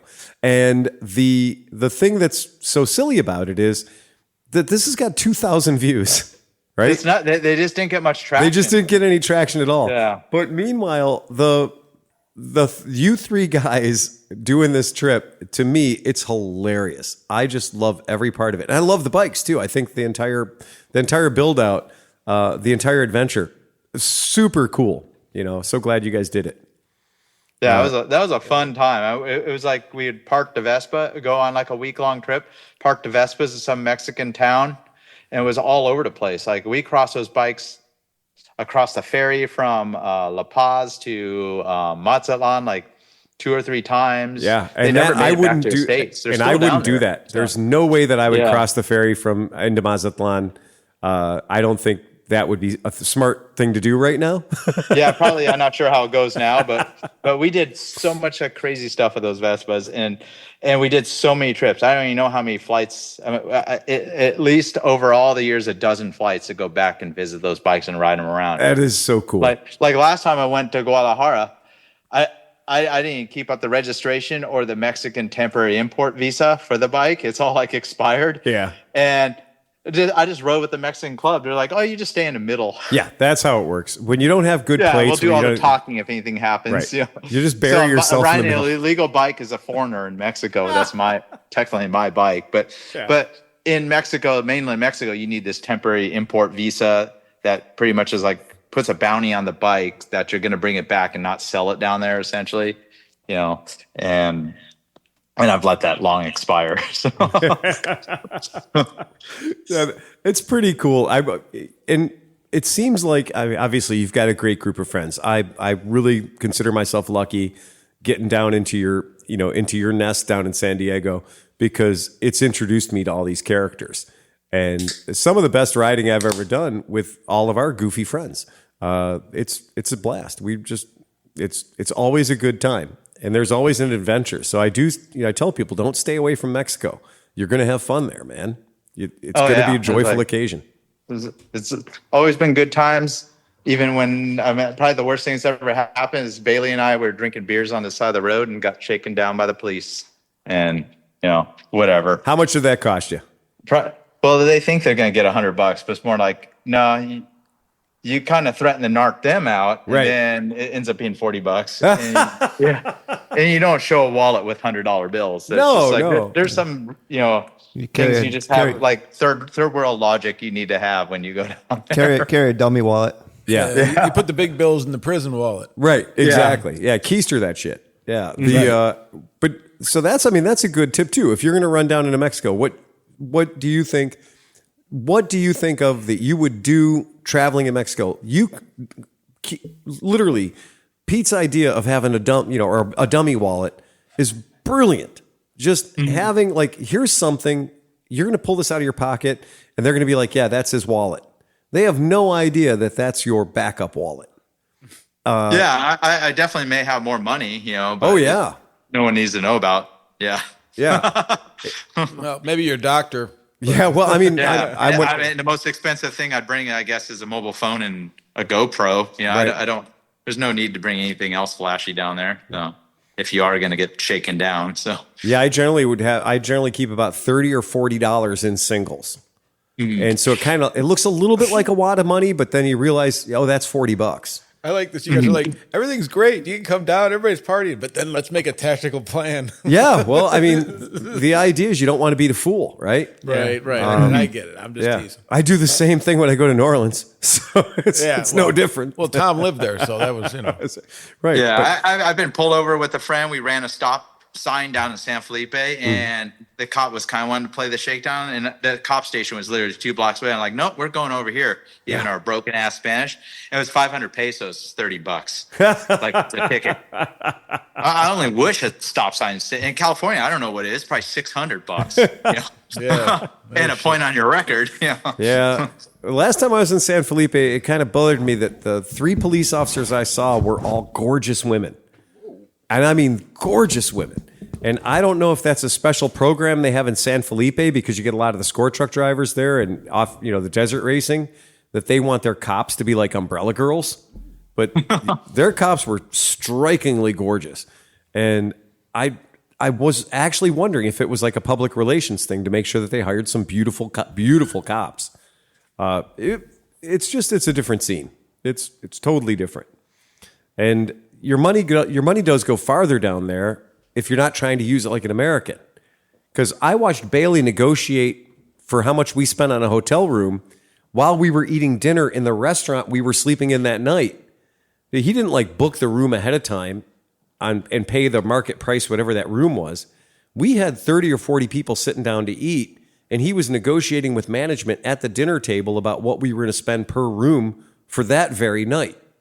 And then he comes out and he's like, okay, it's like $10 a person. And that number didn't even figure anywhere into the list price of the hotel room. So Bailey's got the confidence that he doesn't slow down at all when it comes time to get a better deal on a hotel room. So I think there might be something to be said for that. You know, the price isn't necessarily set in stone in Mexico. Yeah, it's very much like a heavy negotiating kind of like you kind of negotiate everything. You know, I'm short of going to Costco or like the Cali Max, the grocery store. You don't, it's a little different. There's like somebody bagging your groceries at the end, and you're supposed to tip them. You know, you don't tip somebody bagging your. So there's a lot of little nuances that are a little different, down there. But all other business, everything's negotiated. Well, another time we went in there and we were buying a shit ton of fireworks, and the kid was in the fireworks place taking the prices off the fireworks so they could charge us more money for them. So they were doing the price correction towards us. And I watched the kid running around pulling all the price tags off all the fireworks. And I just saw that everybody that went in after me was paying like 3 or 4 times what I was paying for the fireworks. I was like, yeah, okay. They leaned into us. They figured us out real quick. We paid a lot of money for some second-rate Chinese fireworks.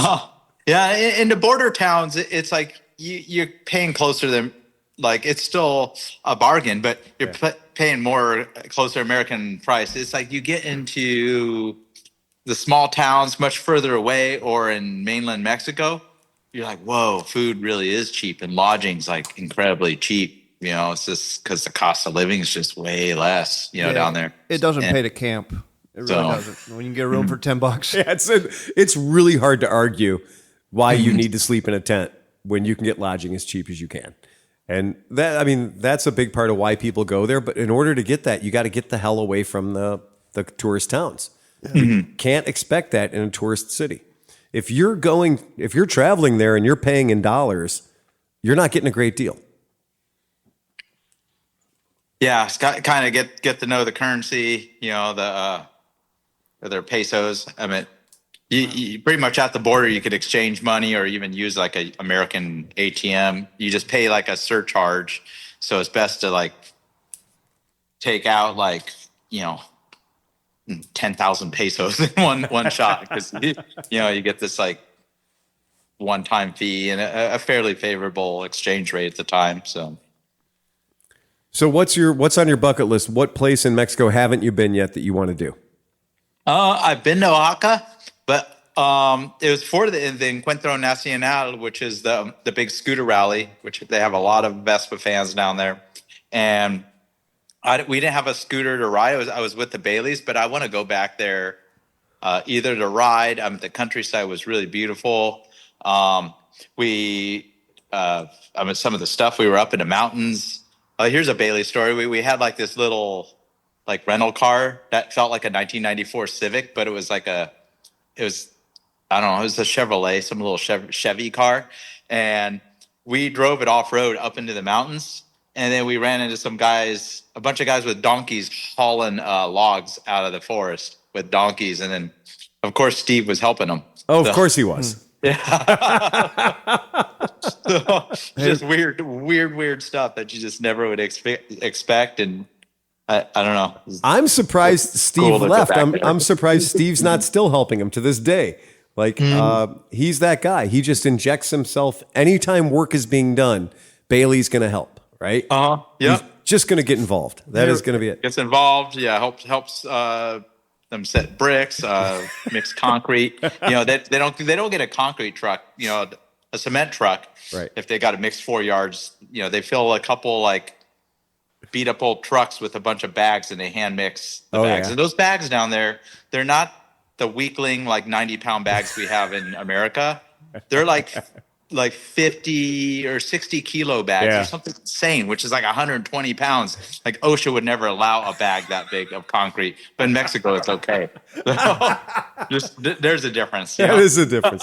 And Pete, what's the spot you'd like to go to? Well, I was going to ask Robot if he's been there. My spot that I want to go to is Copper Canyon.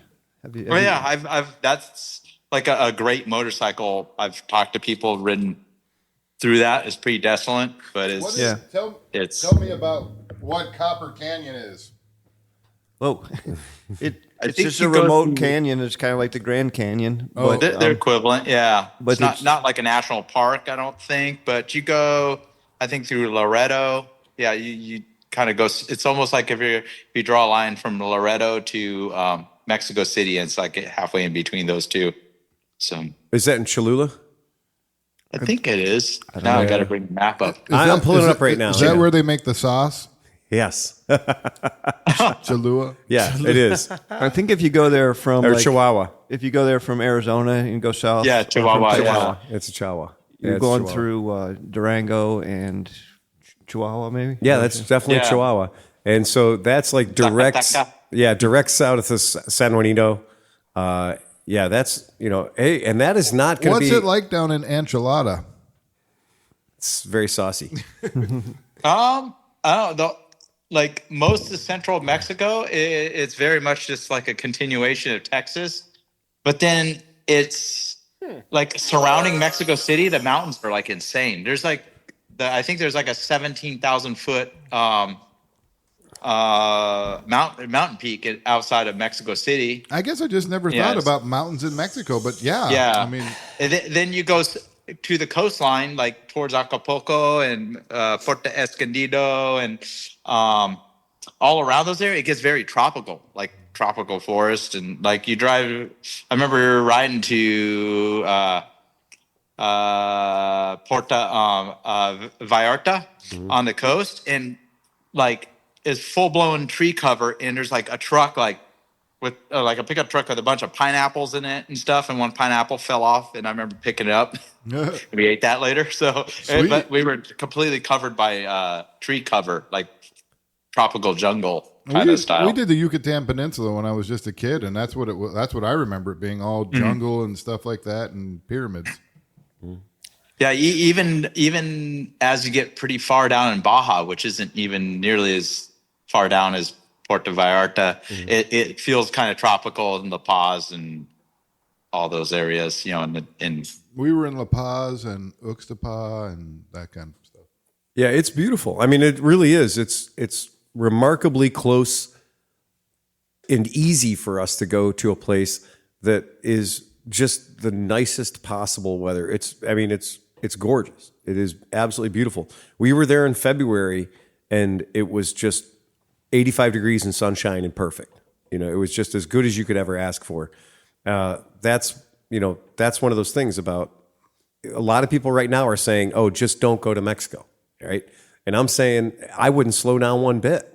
I'll be there in 2 months. I'm not the least bit concerned. I mean, I'm not going to treat this trip any differently than I would treat a trip to anywhere else. There's gangs of bad guys in Oahu. There are people that are going to steal from you anywhere you're going to go. You just don't go where they are. Getting stolen from is one thing. Getting hurt, that's the only thing. You know what I mean? Right. I can stand, okay, you took my wallet. Sure. Big deal. Yeah. Okay, I'm going home. But, just getting hurt. I did the math a while ago. I have lived in 3 of the top 10 worst cities in America for getting hurt. Yeah, what's the common denominator? Tom Pennington. Don't live in these cities. I've lived in 3 of them. Cleveland just made the list, folks. Well, I can tell you my own. No, actually, Cleveland's like number 7. My own stupidity has cost me more money. Number 10 before you moved here, buddy. I've had more. Because nobody lived here. Wallet theft. I've had my wallet stolen more times by myself, being a dumbass and forgetting where I put it or leaving it like. That's not stolen, Phil. This is my point. It's my fault. Like, I've lost my wallet by my own damn fault more than I've ever had it stolen from. Yeah. Right. And it's to try to say I'm not going to go somewhere because I'm worried about a crime happening to me. Yes. I try to choose cool places to go. Right. I'm not trying to go somewhere super dangerous. You told me a while ago, you will not go to any city or state or country that is not better than Cleveland. I have a rule. And that is anywhere I'm going, it should be better than where I live. So you can pretty much go anywhere. I can go anywhere. Yeah. It's pretty handy. Except Buffalo. It's not an unhandy rule. Except for Gary, Indiana. Gary, Indiana's off the list. We've been corrected. Yeah? They said that they've rejuvenated it. I've been there. I was just there not even a month ago. They need to keep it. Okay. Who told you that? The Music Man?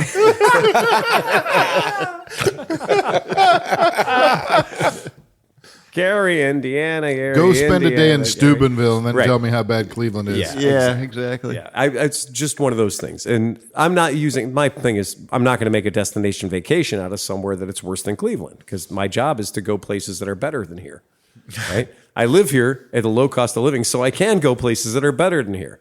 Right? So the That's entire thing. state of Nebraska is safe. Yeah, well, we joke all the time with our friend Barry in San Francisco.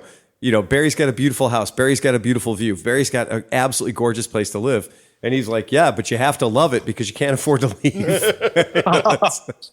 So, I'm kind of the opposite situation. I choose to live somewhere that's super affordable so I can go and do fun things in other places. That's the idea. So, yeah, that's the deal. What do you got coming up, Robot, that you can't come to Guadalajara? I don't know. Probably, I don't know. It's just running the shop. Right now I only have one tech and my brother working for me. It's just you and your brother? Yeah. Oh, man. Okay. What do you think the labor rate is of our shop here in San Diego? Oh, I would hope it's 175. Try 200 an hour. I was looking at 210 myself. 200 an hour. All Car right. dealers are 260 here. What's that? What'd you say? Like a car dealer or Oh something. my God. Yeah. I've seen the tickets. $200 an hour. That's the problem. Does that include free room and board, though? I have people because I have the YouTube, they're like, I want to go all the way out. Like, really? You're going to somehow spend all that money and resource to get it here, and then I'm going to charge you that much per hour? I mean, they're very honest. Like, yeah, but you'll sign their charges T-shirt. for 10 minutes, but Hey, Mark Hamill's charging like $300 a signature now. Robot's got to be at least worth 150. I meant free room and board for your mechanics. yeah. Oh yeah, John might come out. If you got a shipping container I can live in, I might take that deal. There's a nice shower here at the There you go, shop. John. There's It's San He Diego, doesn't man. need that. You can sleep on the beach. Yeah. If my sleep wife on the ever beach. kicks me out, man. Yeah. I mean, it's If your literally wife ever out, kicks you out, outside you're today, sleeping in it's the back like of the 80 shop. degrees today. It's like so Or nice down today. here. I have heard though that Robot is he's selling his signatures for $200, but you do get an hour of labor. Yep. Oh, perfect. Yeah. He'll sign it right on the work invoice. Hey, I'm not brilliant, but I see what you did there. Hey, Robot, I have a question about San Diego. So, do the putt-putt shops still exist? Um, I'll take that. Yeah. That might be I a don't no. So, it's a place that I worked in like 1978. They were a Volkswagen bug specialist. The only place I know of that's like a retail front is called V Parts. Like, yeah, and they're National City, which is like the first little city that's south of San Diego proper. So Yeah, I would say if there's an air-cooled Volkswagen shop in San Diego, it would have to be in National City. Mm-hmm. Because that would be the only place they could afford the rent on the disturbing amount of lack of income. yeah, Air-cooled they've been there Volkswagens. forever. Dan's like, They the probably last own the time I was building. there was 59 years ago, Amen. but I'm just Amen. wondering. I was following the dead, making some handcrafts here, and we were there. There were like 6 or 7 of them around San Diego back in the late 70s. Oh, yeah. I mean, and it's still amazing when you go there and you see what cars are still on the road compared to here, where rock salt takes all the cars The West away. Coast is where cool cars don't die. But I Like drive. the I have a entire West 1991 Jeep Cherokee. It's still pretty good. You know where it's rusting? It's rusting on the top, like because the misty air from the sea kind of gets in the rain gutter and stuff like that. That's where they rust here. They rust from the top down. While in the Rust Belt, they just rust out from the bottom. That was 20 years ago. That car would have been thrown away. Does it make any sense to take your car down to Mexico to get it fixed? Would it be cheaper? Oh yeah, people do paint jobs down there. Yeah, I've done some. Actually, I people have have done a that with Subaru old that looks pretty Beetles. nice. El Senor Scheib. hey, and it was painted outside. There's some specs in it, like they wet down the dirt before they shot it. hey, Robot. Hey, Robot. Tell them about the Toyota Tundra that we test drove that had Mexican fenders. Oh yeah, that thing had Vondo. I remember seeing remnants of the drywall tape. You know, the fiberglass drywall tape that's kind of hollow. But probably drywall screws in there too. But the fenders though, the actual fenders were thinner. They were thinner than a fender is supposed to be. So instead of like touching the fender and having it be fender, to feel like a fender, you touch the fender and it felt like 3 mil, Like a 3 mil pop- plastic. like a pop can. Right. It felt like a pop can. It felt like aluminum pop can. And the truck looked great from 20 feet away. And it drove like a rocket ship. It drove great. But you'd close the door and the entire truck, like drywall screws, would fall out of it. So I think that might be the kind of work that you get down in Mexico. Because the guys that were running that dealership where we looked at it were definitely, they were definitely bringing those cars up from Mexico daily. Which is weird because usually trucks go south. Yeah, well. Yeah, some of them stay down there, but the import them down there sometimes is like, like they try to protect the dealers that are in Mexico. So you got to pay like 32% like import tariff to bring a used vehicle down to Mexico. It's only the rich people that bring nice vehicles down there. Wow, that's really weird because the number of road trains I've seen of cars heading south from like Birmingham and stuff from the auctions. I think a lot of them do. Yeah, especially when they're really cheap to bring down there. Yeah. Well, you'll definitely be seeing Oscar and I again as soon as the Toyota Hilux Champ. When the Toyota Hilux Champ arrives in Mexico, you're going to get a visit from Phil and Oscar. Are going to be down there right quick. I get excited to see a Suzuki Jimneys and those people driving around in San Diego because they have Mexican plates. Yeah. Like, I'd rather have a little like $18,000 Jimny than a $65,000 Jeep Wrangler. So. Oh, of course. Absolutely. Absolutely. Yeah, that Hilux Champ is going to be... Oh, yeah. Oscar doesn't know it yet, but Oscar's going to be buying one of those. He's just going to let me drive it for a couple of years. No, Oscar knows exactly what's going to happen. That's it. And because we're up here in Cleveland, it's going to have Baja license plates on it for as long as it can. Yeah, the police wouldn't even know what to do. They have no idea. Yeah. Nor would they really care. They wouldn't care. As long as you don't drive through Bay Village, I think you're fine. That's just on my commute back and forth Or to work. Springfield, Ohio. Right. We're fine. It's fine. Well, Jeff, thank you so much for coming on, man. I really appreciate this. Oh, yeah, absolutely. Really help give people a little heads up about, if Pete and me and you, if we can travel in Mexico and have fun, anybody can do it. Anybody can do it. There's that, and if you need some hand holding, there's like excellent tours. Some of them leave out of San Diego. Some there's off road ones, and I think there's some road tours for Baja. And for the right amount of money, we're down there. And then Robot, I sometimes hear what they paid. I'm like, I just came down. I just crossed the border and came down here on my own. But I'm sure they're fun because they kind of like have a whole agenda. That's what your thing is. Some people like cruise ships, some people don't. So, and then Robot, one more time, if people want to find your videos, because you have all kinds of repair videos, how-to videos, how to identify videos, anything to do with Vespas, vintage Vespas, modern Vespas. Am I missing anything? Every once in a while, Mexico trips, some other oddball things. Not too much. And so, where do people go to find that? What's your YouTube tag? It's called Vespa Motorsport. Just the name of our shop here in San Diego. Okay, and you could be one of the other 500,000 plus people that enjoy his content. Love his content. Well, whenever I'm stumped, I look at Robot's videos. Of course, absolutely. Yep.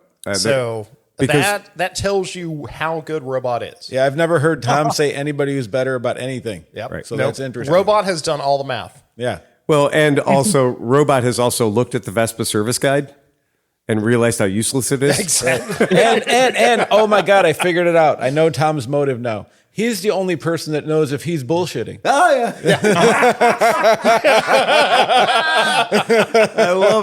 I love it. Well, that's super cool. Well, have fun tonight. We'll let you. You shouldn't still be at the shop. Go home. I'm still at the shop. Yeah. Of course Robot, you go are. get tacos. All right. Thank you, sir. All right. Thanks, Robot. Goodbye, All Robot. right. Nice to see everybody. Yep. Cheers, man. Love from Renee. All right. Nice. Well, that was awesome, man. Yeah, that was good to hear from Having Robot. Jeff come on is great, man. We can't thank him enough. It's super cool.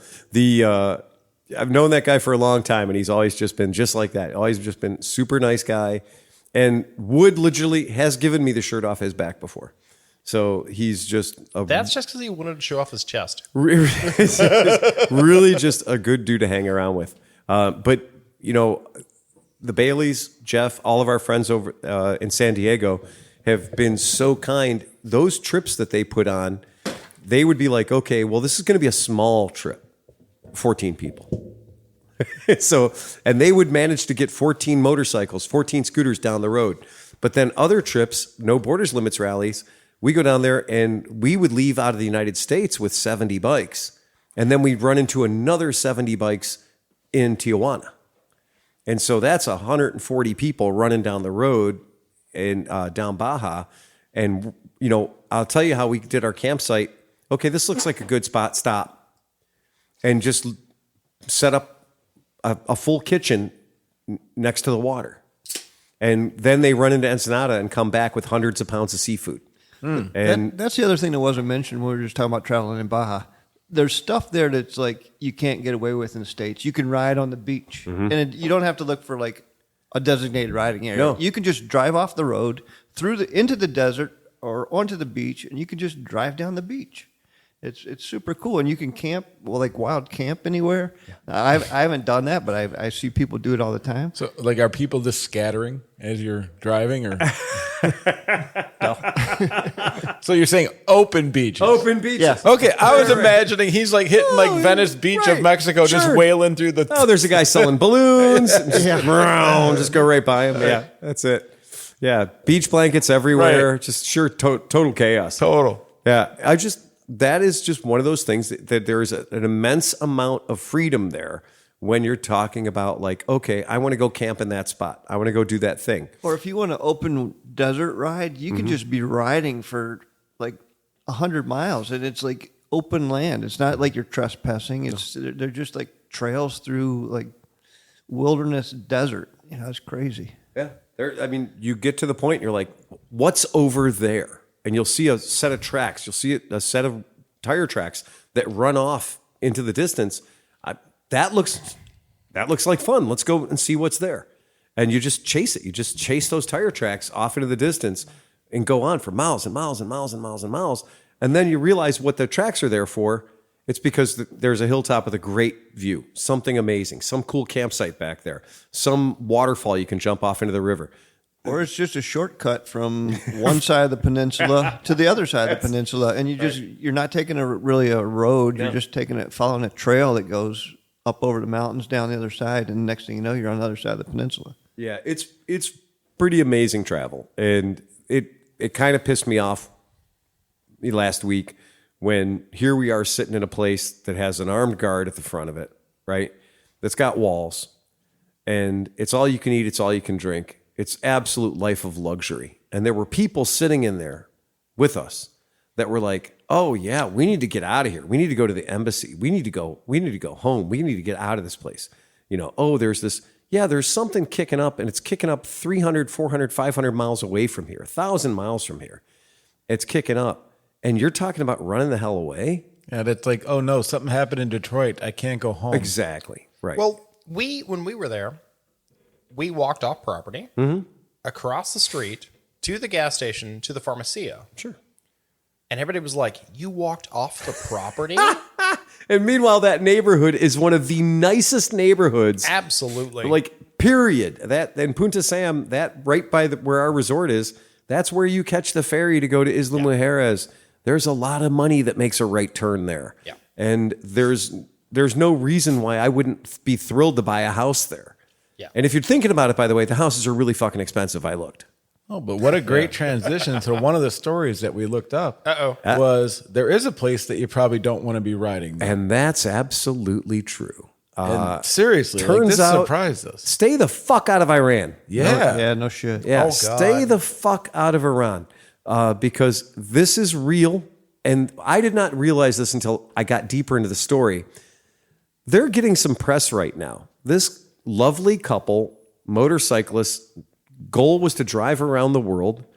They made it to the border of Iran and they got snagged. And they've been in jail for 14 months. And what were they sentenced to? 10 fucking years. Yeah. For allegedly spying. This is. But if you go deeper, Yeah, go ahead. So the reason that they got spying, and this is the scary part, especially for any of us that do YouTube type stuff, they were recording their trip, and they were reporting back on social media like, "Hey, here we are, so and so," right? Then she taught for a college, and that college, according to Iran, was considered to be a possible spy agency. So the photos and videos that they were supposedly taking is what they were saying that's why they were guilty of spying. Yeah. Which means that anybody that usually travels and does worldwide trips, I mean, Pete, you take a camera with you, right? Yeah. You're a spy. Right. Potentially. There you go. Yeah. Well, look at in Pete, Pete's though. in Pete's defense, he is also former retired military, so technically that brings him Oh, up yeah. one more. You're screwed. Because You're special ops. I think about shit like that sometimes. well, remember you were told you couldn't have a visa into China Yes. because that whole thing is Iran's no different. Correct. So you probably couldn't get a visa in Iran because you were former American military. Perhaps. Right. So Or you're gonna, if they let you in, you're gonna be suspect. You're Exactly. gonna be like, I just think I'm really good with not going to Iran. I I don't feel a pull. I I'm not like I'm not gonna I don't need to lie. rock the Casbah. I'm not going to lie. Iran, the pictures I've seen out of Iran are very beautiful. I'm sure. And they have a very great, the car collection of the former Shah is amazing. I would love to see that. There are airplanes you can fly in Iran that do not fly anymore in the rest There are of the about world. 4 places in the world I don't want to go, and 2 of them are Iran. Like, Well, you'll notice on Fortnite's trip on Yellow Habibi, right? They had to go around the world. They didn't choose to go through Syria, Iran. There's a whole lot of parts of around the globe. world that they didn't go to. yeah, no. Hey, And they don't like me. I know it. I get it. I understand. I'm going to stay away. well, I one get of the it. guys I ran into in Munich was Iranian. And he is fine with Americans. The problem is he's not fine in Iran. The vast majority of people that I've met from anywhere are wonderful people, and they're great with Americans. The problem is we're now talking about things on a government level. So the guy who's putting you in handcuffs could be talking about, I love America. America's great. I got a brother there. I got a cousin there. I went to school there. The guy who's putting you in the handcuffs is telling you how much he loves America. But it doesn't change the fact he's putting you in handcuffs.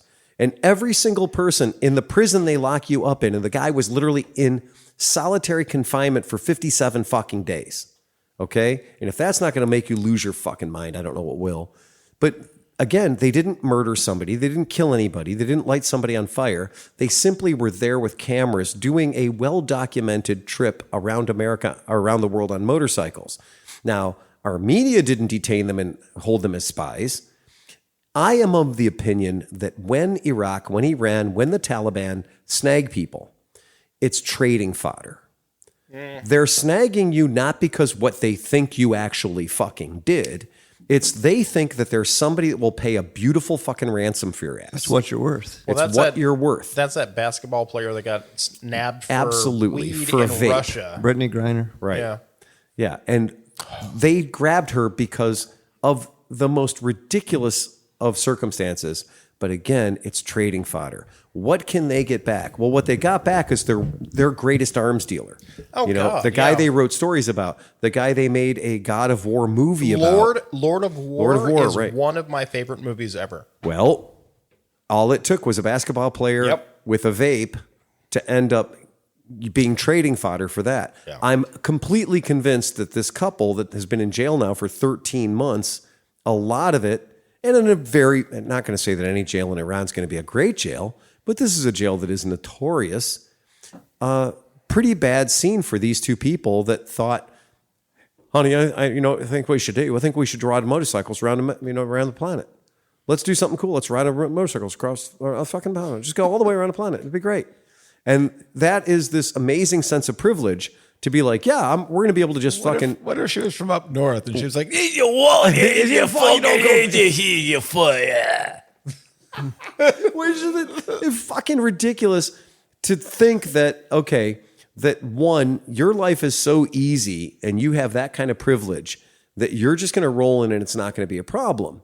Oh, like again, there's places I don't want to go. Right.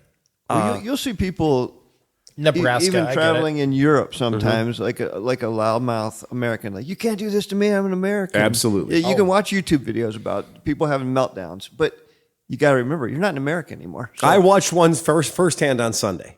okay, yeah, right. Okay, when the cartel's kicking off in Puerto Vallarta, and I got people sitting literally on the opposite side of the fucking country, because Puerto Vallarta's on the left side, Cancun's on the right side, the furthest right side, right?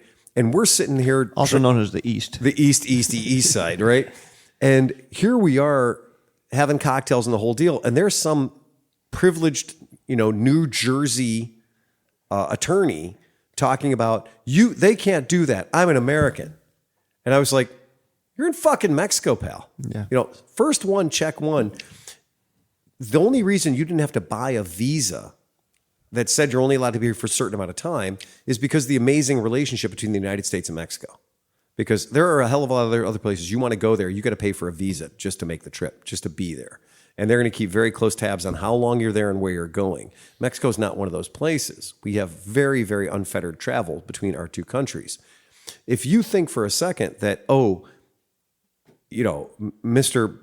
Guy of Privilege, Mr. New Jersey attorney, but he's also a guy that said he was a minority because he was a Jewish attorney in New Jersey. I thought that was the majority.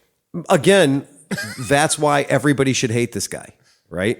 But he's the guy that makes things uncomfortable for other Americans who are trying to be cool and travel and see cool shit. There are people that will ruin it for you. There are. And, sometimes you meet those people and they're Russian. Sometimes you meet those people and they're American. Sometimes you meet these people and they're from somewhere else. One, don't be that guy. Two, get the fuck away from that guy. Because those guys are trouble magnets. That is where problems start. So if you're somewhere... Oh, no, sir, I'm Canadian. Yeah, well, that's never a bad idea, is it? Yeah. Oh, sorry. Yeah, put the little patch, put the little flag on your backpack on Velcro. How's the how's the hockey, eh? Yeah, fair enough. That's sono The boys lost. Yeah, for real. So yeah, that sucks. It sucks for this couple. It really does. But I do think they're probably they're probably being held. I hate this. Reserve. Literally, I'm watching because somehow I've gotten onto all the airplane things because I watch all the airplane stuff on YouTube now, and the number of military Air Force we have in the Gulf right now, rattling sabers, is ridiculous, and so they are totally fodder. We almost always do in the Gulf, yeah. Yeah, we almost always do, but I do think that this is trading fodder. Yeah. It's too bad. I mean, it really, really is too bad. And my heart goes out to them, absolutely. But if they were making that trip right now, they're planning that trip, and they said, "Hey, Phil, for the low price of $3.99, you could join us on our trip, and we'll even provide you with a motorcycle, and you can go with us. All you got to do is hold the camera and watch." I'm going to be like, "I've seen your itinerary. Nope. No fucking thanks." Nope. Yeah. No fucking thanks. And okay, I'm not an adventurous traveler. I'm not, I'm a pussy. I'm not going to go into Iran. No, I'm not going to go into Iran. No. Yep. Yeah, sure. I'm not. That's a fact. And I won't. And what Itchy Boots does, she does so well. But a big reason she does that so much is she's from a place on planet Earth where everyone generally likes them. Right. Yeah. And so if you're a Swede, if you're a Norwegian, if you're these folks, that passport does a lot of heavy lifting. And it doesn't hurt that she's a super friendly lady on a motorcycle. Well, that's like Ryan said. He said, some countries liked one of them, some countries liked the other one, and some didn't like any of them. Exactly, right. Yeah. Traveling with a guy from America, a guy from Canada, and a guy was he from Jordan? Yeah. Yeah, or Lebanese. He's Lebanese. Lebanese, yeah. Right. So yeah, boom. Yeah, that's that joke about three guys going to a bar. I've got an acquaintance from Kuwait who routinely does business in Iran, and I still wouldn't go with him into Iran. I am not going to discuss, because part of my research for tonight's topic was I looked into the countries where the most tourists were arrested and abducted for the past 20 years. And we should not be so nice to Abu Dhabi. Oh, okay? No. That's and the number of people that have had their travel interrupted is the nicest way to put it, right? From that place would make somebody extremely cautious about traveling, right? The number was surprising of people Russia's way up there. China's way up there. But there's some chess being played with human beings. Now, is this list for the poors or for? I think you have to have value as a human being. You know what I can tell you? It would not be very good to be a very high-level education person or a high-level journalist. Yeah. Right? So if you think, oh, well, I've earned my right to go travel the world and I'm going to go see all these cool places, and I have a couple of doctorates before my name, or I'm with a certain news organization, or been contributing to them, then you are a high-dollar target.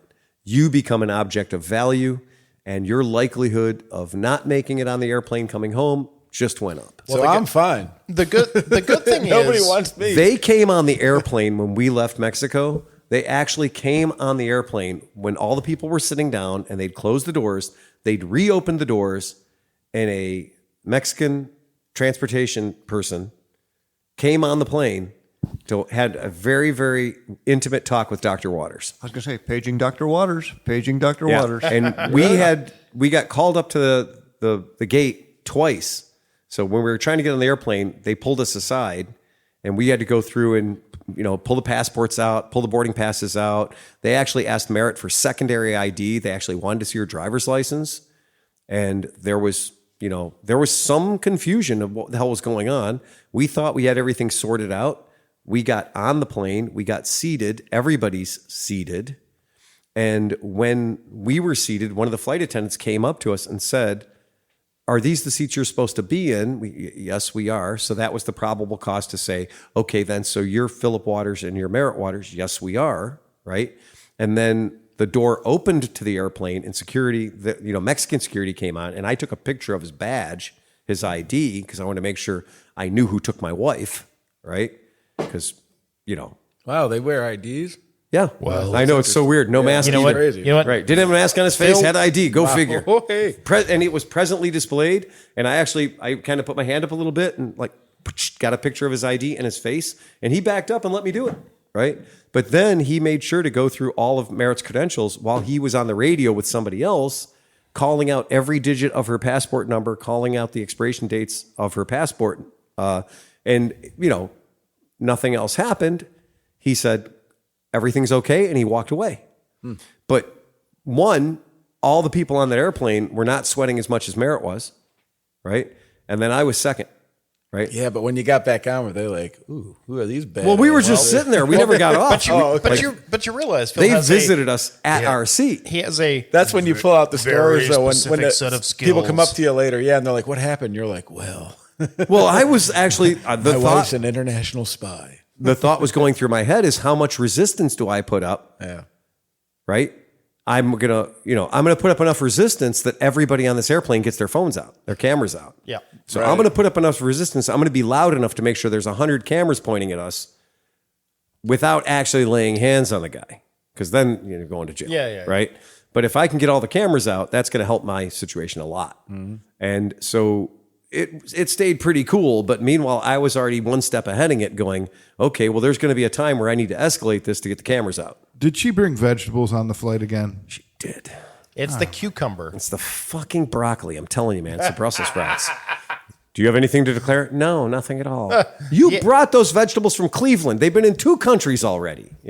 My wife loves traveling with vegetables. Yeah, better than Sleepy's wife loves traveling with chickens.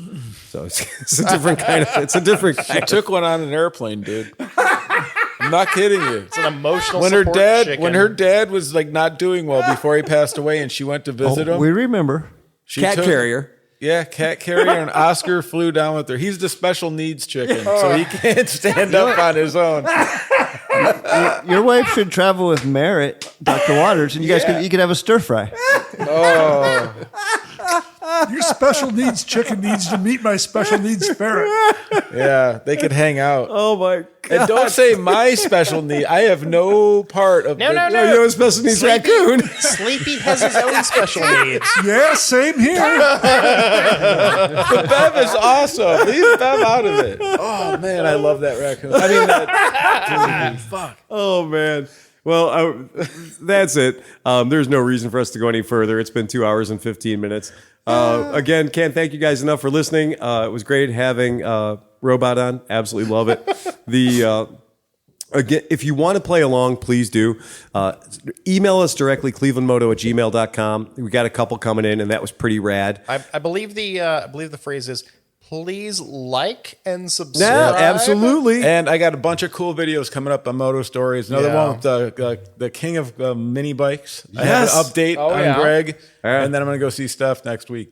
Fantastic. So and totally like and subscribe us. Like I know we're assholes. But okay, but hold on, Tom. Don't say that, because Patreon, Andy Miller's there, just showed up at the $5 level. So not different Andy Miller. Not unless our Andy Miller. Not our Andy, right? Not unless our. I know. I have an Andy Miller also. Well, is your Andy Miller's handle Milla AK-47? Okay, I'm just saying. I'm throwing it out there. Okay, and James Paul McNeil came in at the $10 level. So these guys are helping a lot, and they get the punchlines.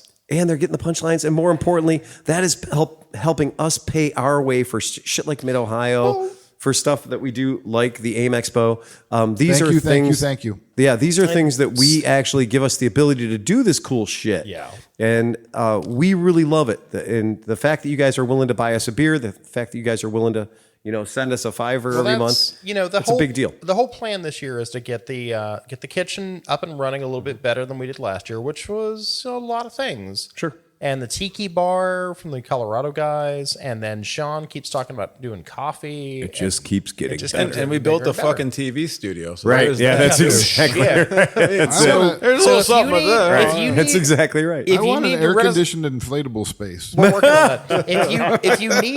If you need to rent a space for your OnlyFans videos, just let us know. We've got like seven 4K cameras down here now. Yeah, or if you're aspiring to be an 8-person podcast and you're looking for a place to broadcast we only do this one time a week. I was going to say it's available 6 nights a week. 6 nights a week this thing is available. At $490 an hour. Right. That's exactly current right. rates. I mean, if you need to have a tech, which you will. We have so many cameras down there. I could film that scene from the fucking Matrix. It is crazy.